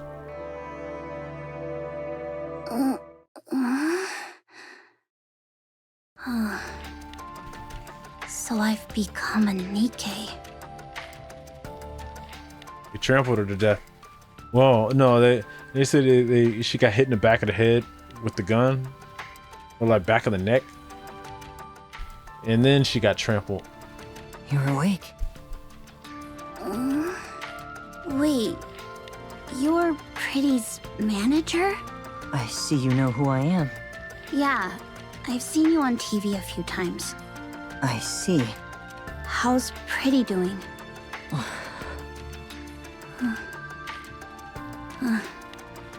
Okay. I'm sorry.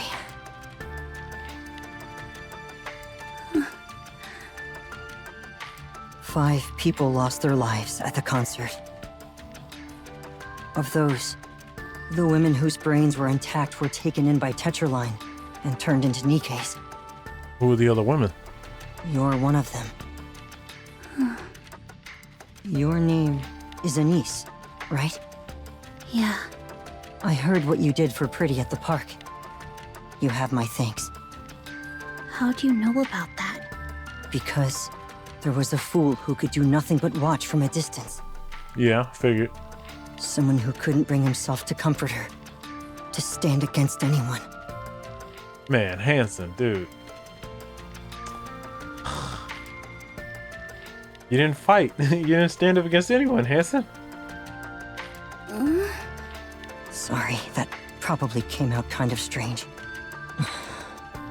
Anise, I'm disappointed, Hanson. I'm disappointed. have you ever thought about becoming a pop star?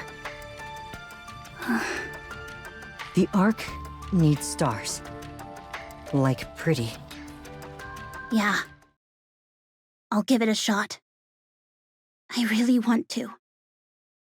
I want to be a star that gives people hope. Hmm. Well, that was easy.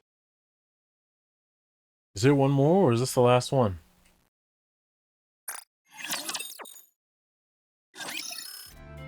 What happens to Hanson? A long span of time passes, unnoticed, but steady. After her performance, Anise is busy tidying up backstage. No, I've got this. She's full on TT Star garb. Oh, maybe the other girls who died were like Mint and Prika.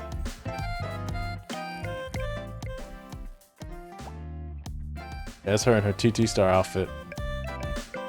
So, yeah, I'm thinking that the other girl. I'm thinking that her friend at the time might have been the girl who would become Avistar. No, I've got this. Chill. Mint and Prika's got this. It's automated now, remember? Again?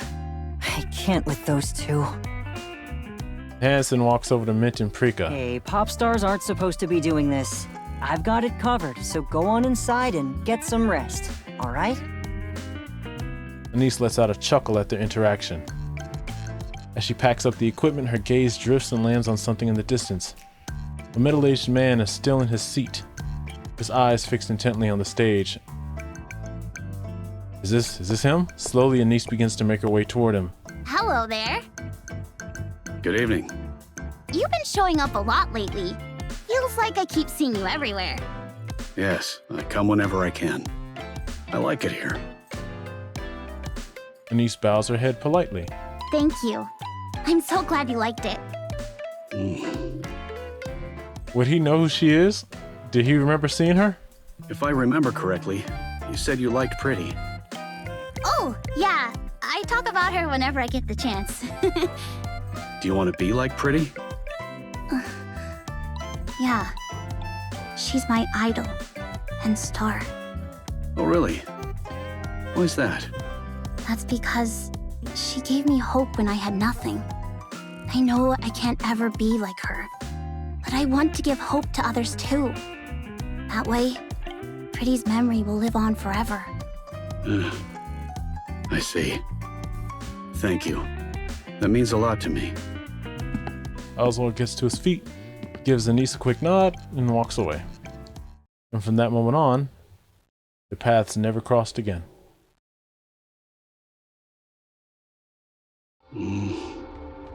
They only met once. And they didn't know who each other was. Or who each other would be. Hello? What happened with this guy? I have a favor to ask. I figured you'd be calling. What can I help you with? I'd like to leave a record. Of your daughter? No. Frisia will live on as a symbol.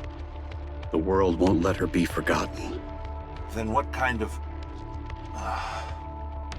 Chief, the Goddess Squad's records have all been completely erased. Even leaving a single record now would be a serious crime. I have come to a firm belief.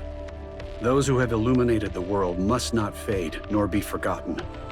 If the world rejects their existence, I will ensure they are preserved, even if it means leaving them in the farthest corners.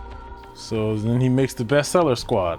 When the world is finally filled with light again, I want that light to reach them as well.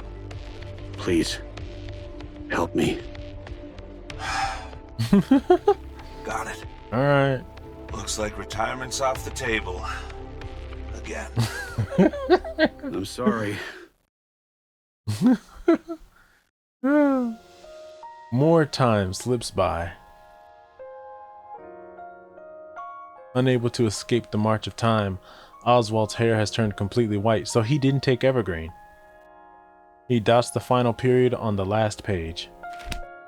Closing the book, he sets a pair of worn leather gloves on top and shuts his eyes.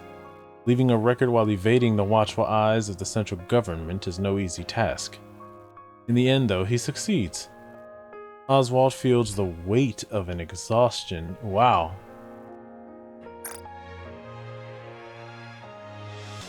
You know what this is like? There's the red hood glove next to his hand on the bottom right.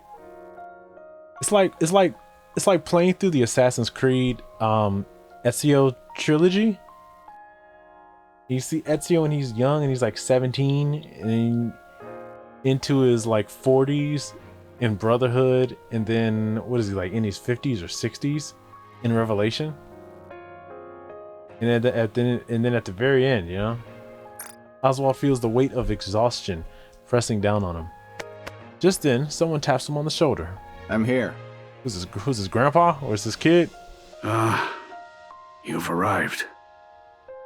Arthur.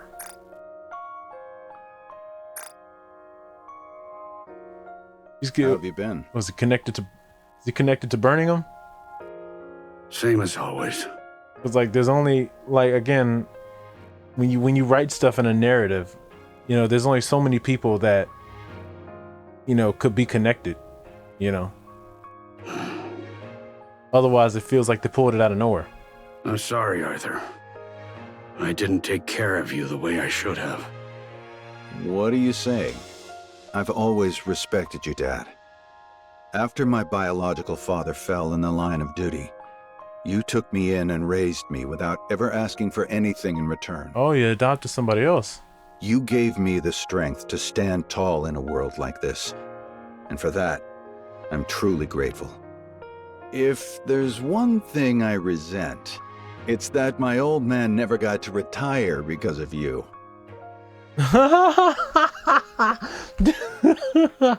Oh, this is the son of the special ops agent. Biological father fell in a line of duty.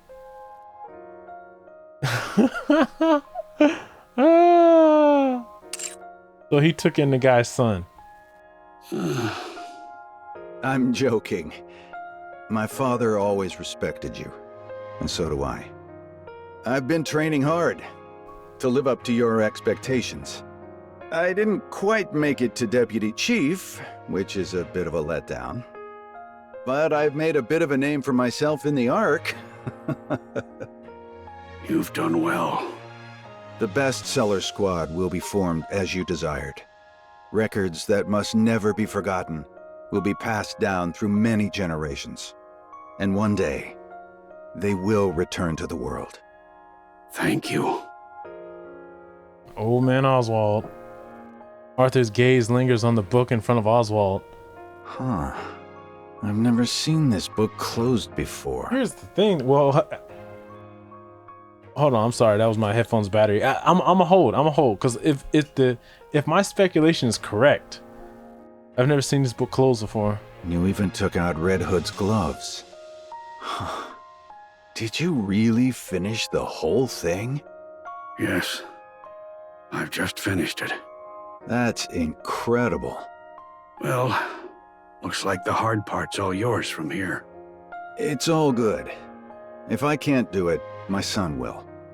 Oh my God. Isn't that right? Is it really him? Burning gum? Wow. Wow. Oh, man. Oh, jeez. He knows. He's known all along. He knew about it. He knew about everything. Grandpa, I think keeping records on paper these days is a waste of resources. Grandpa. Oh my gosh. Watch your tone, young man. Don't speak to your grandfather like that. Oh man, he knows all about her. It's fine. He's not wrong. Have you really finished it? That voice.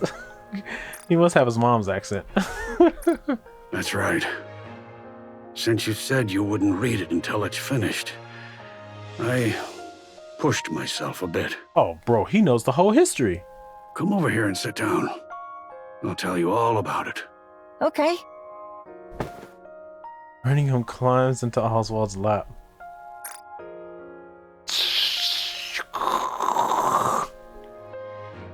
You troublemaker, really? I said it was fine. But still, you should probably lose some weight. Grandpa, you said it's important to eat well at my age, so I did just that. Only problem is, you took it a little too seriously.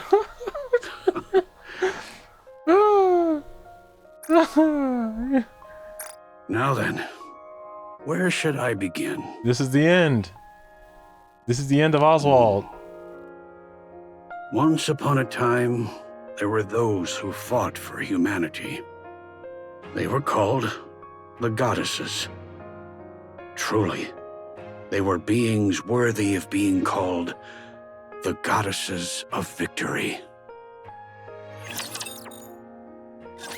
Well, that was easy. Man, he rolled Dorothy up and smoked her in that chapter. The Arc Star frame. On the day someone's dear daughter was abandoned, the Arc Star was born, ready to shine forever in people's hearts. Wow.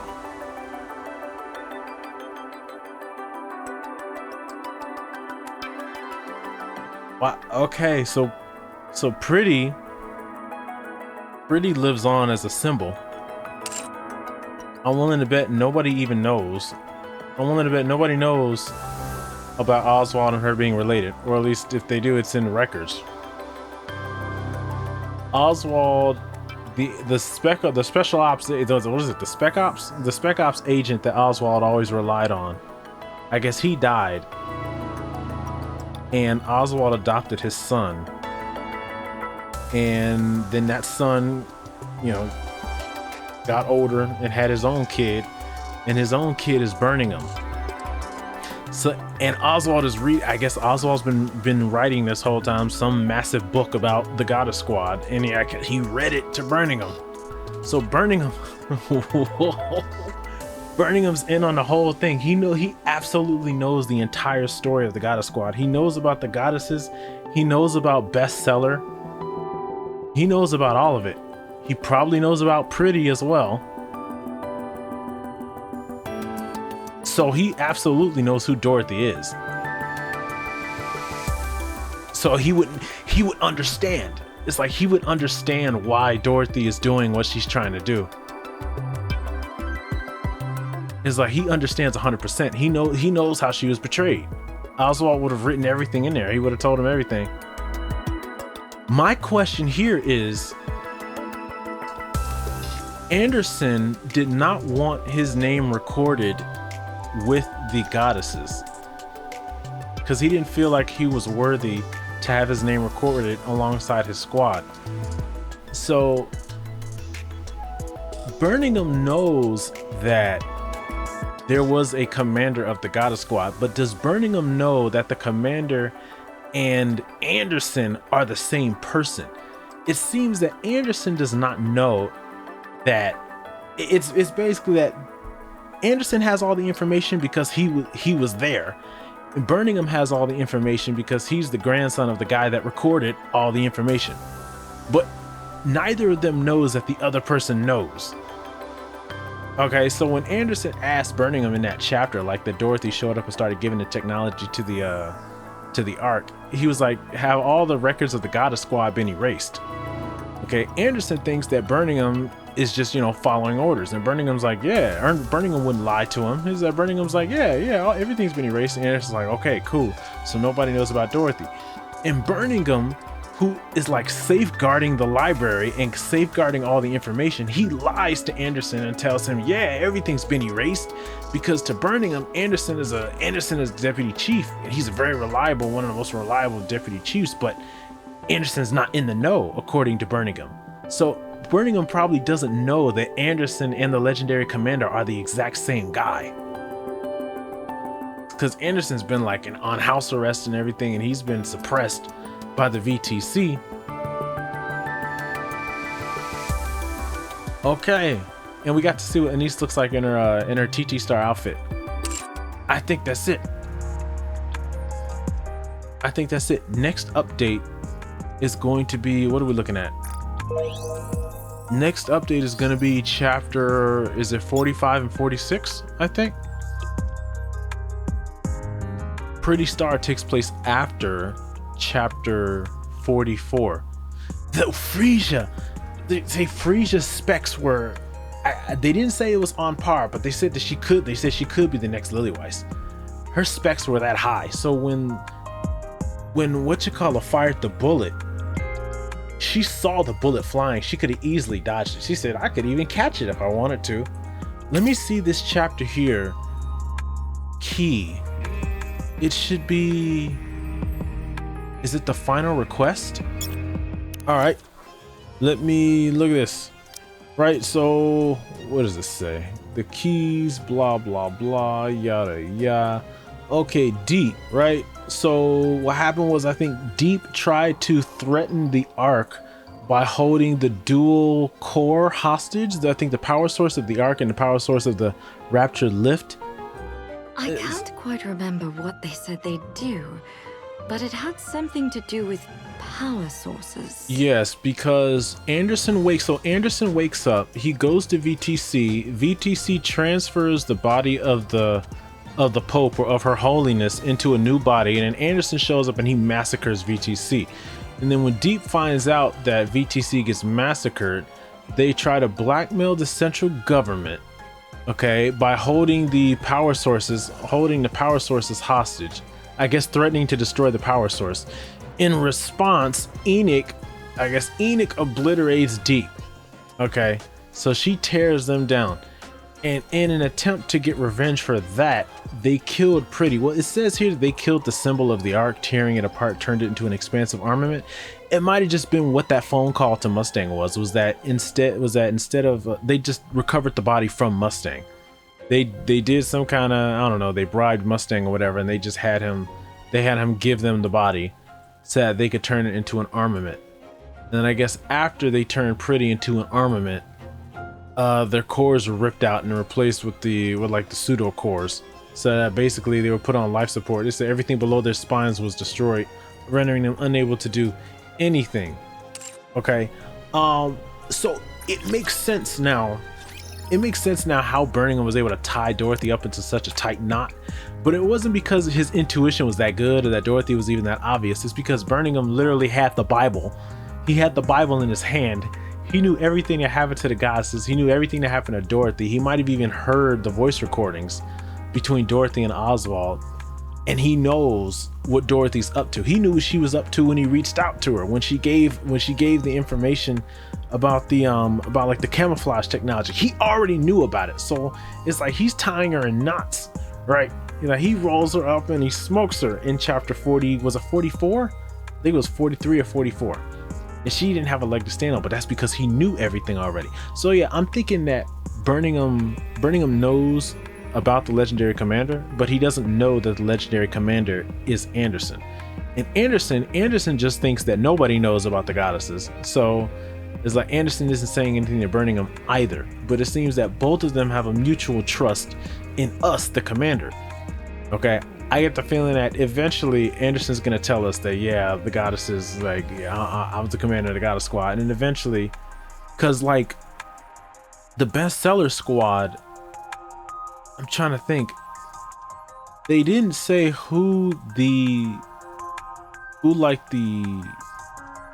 what's it called, the chairman or whatever. They didn't say who was the leader, who was heading the library.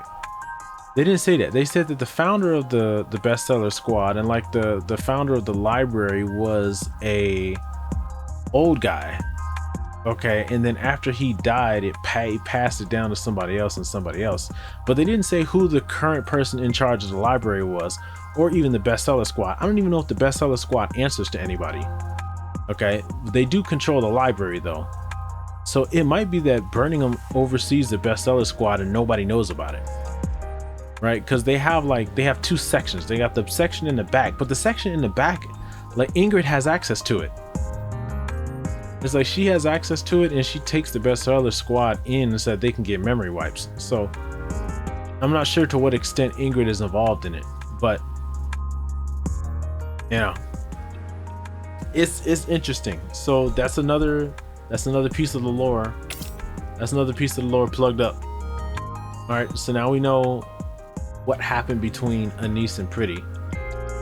Okay, and it seems that Anise inspired Pretty to get back on her feet and to keep going, and Pretty was running hard. The thing is with Pretty is that I don't know if she, like, maybe she just knew that somebody would try to kill her or what, you know, but she definitely, we got confirmation that she definitely could have stopped the bullet or avoided the bullet if she wanted to. She chose not to. She chose to take the hit from the bullet. It does make you think though. It's like, is she really dead? Is she really dead, or did they just take her body? Did they just take her body and you know, turn it into the deep, just take her body and turn it into the expansive armament? Okay, is she dead, or is she like in another body hanging out someplace? Ooh, who knows? Maybe I'm overthinking, but that was great. All right, that's been Goddess of Victory Nikke. All right, that's been the Pretty Star event. I hope you guys enjoyed. I don't know if I'm gonna cover this event with a what's her name? Snow Crane. I don't know if I'm gonna cover this event. I have no idea. All right, if I do, then you'll see that. If I don't, then the next time you'll see me will be to cover chapter 45 and 46. My computer was out of commission during the release of chapter 43 and 44, so that's why I didn't have any of those videos up. All right, but I would try to be there for the next update. All right, if you guys liked the video, again, leave a like. If you like a lot, subscribe to the channel. I will hopefully see you all very soon. You guys take care until then, and bye-bye.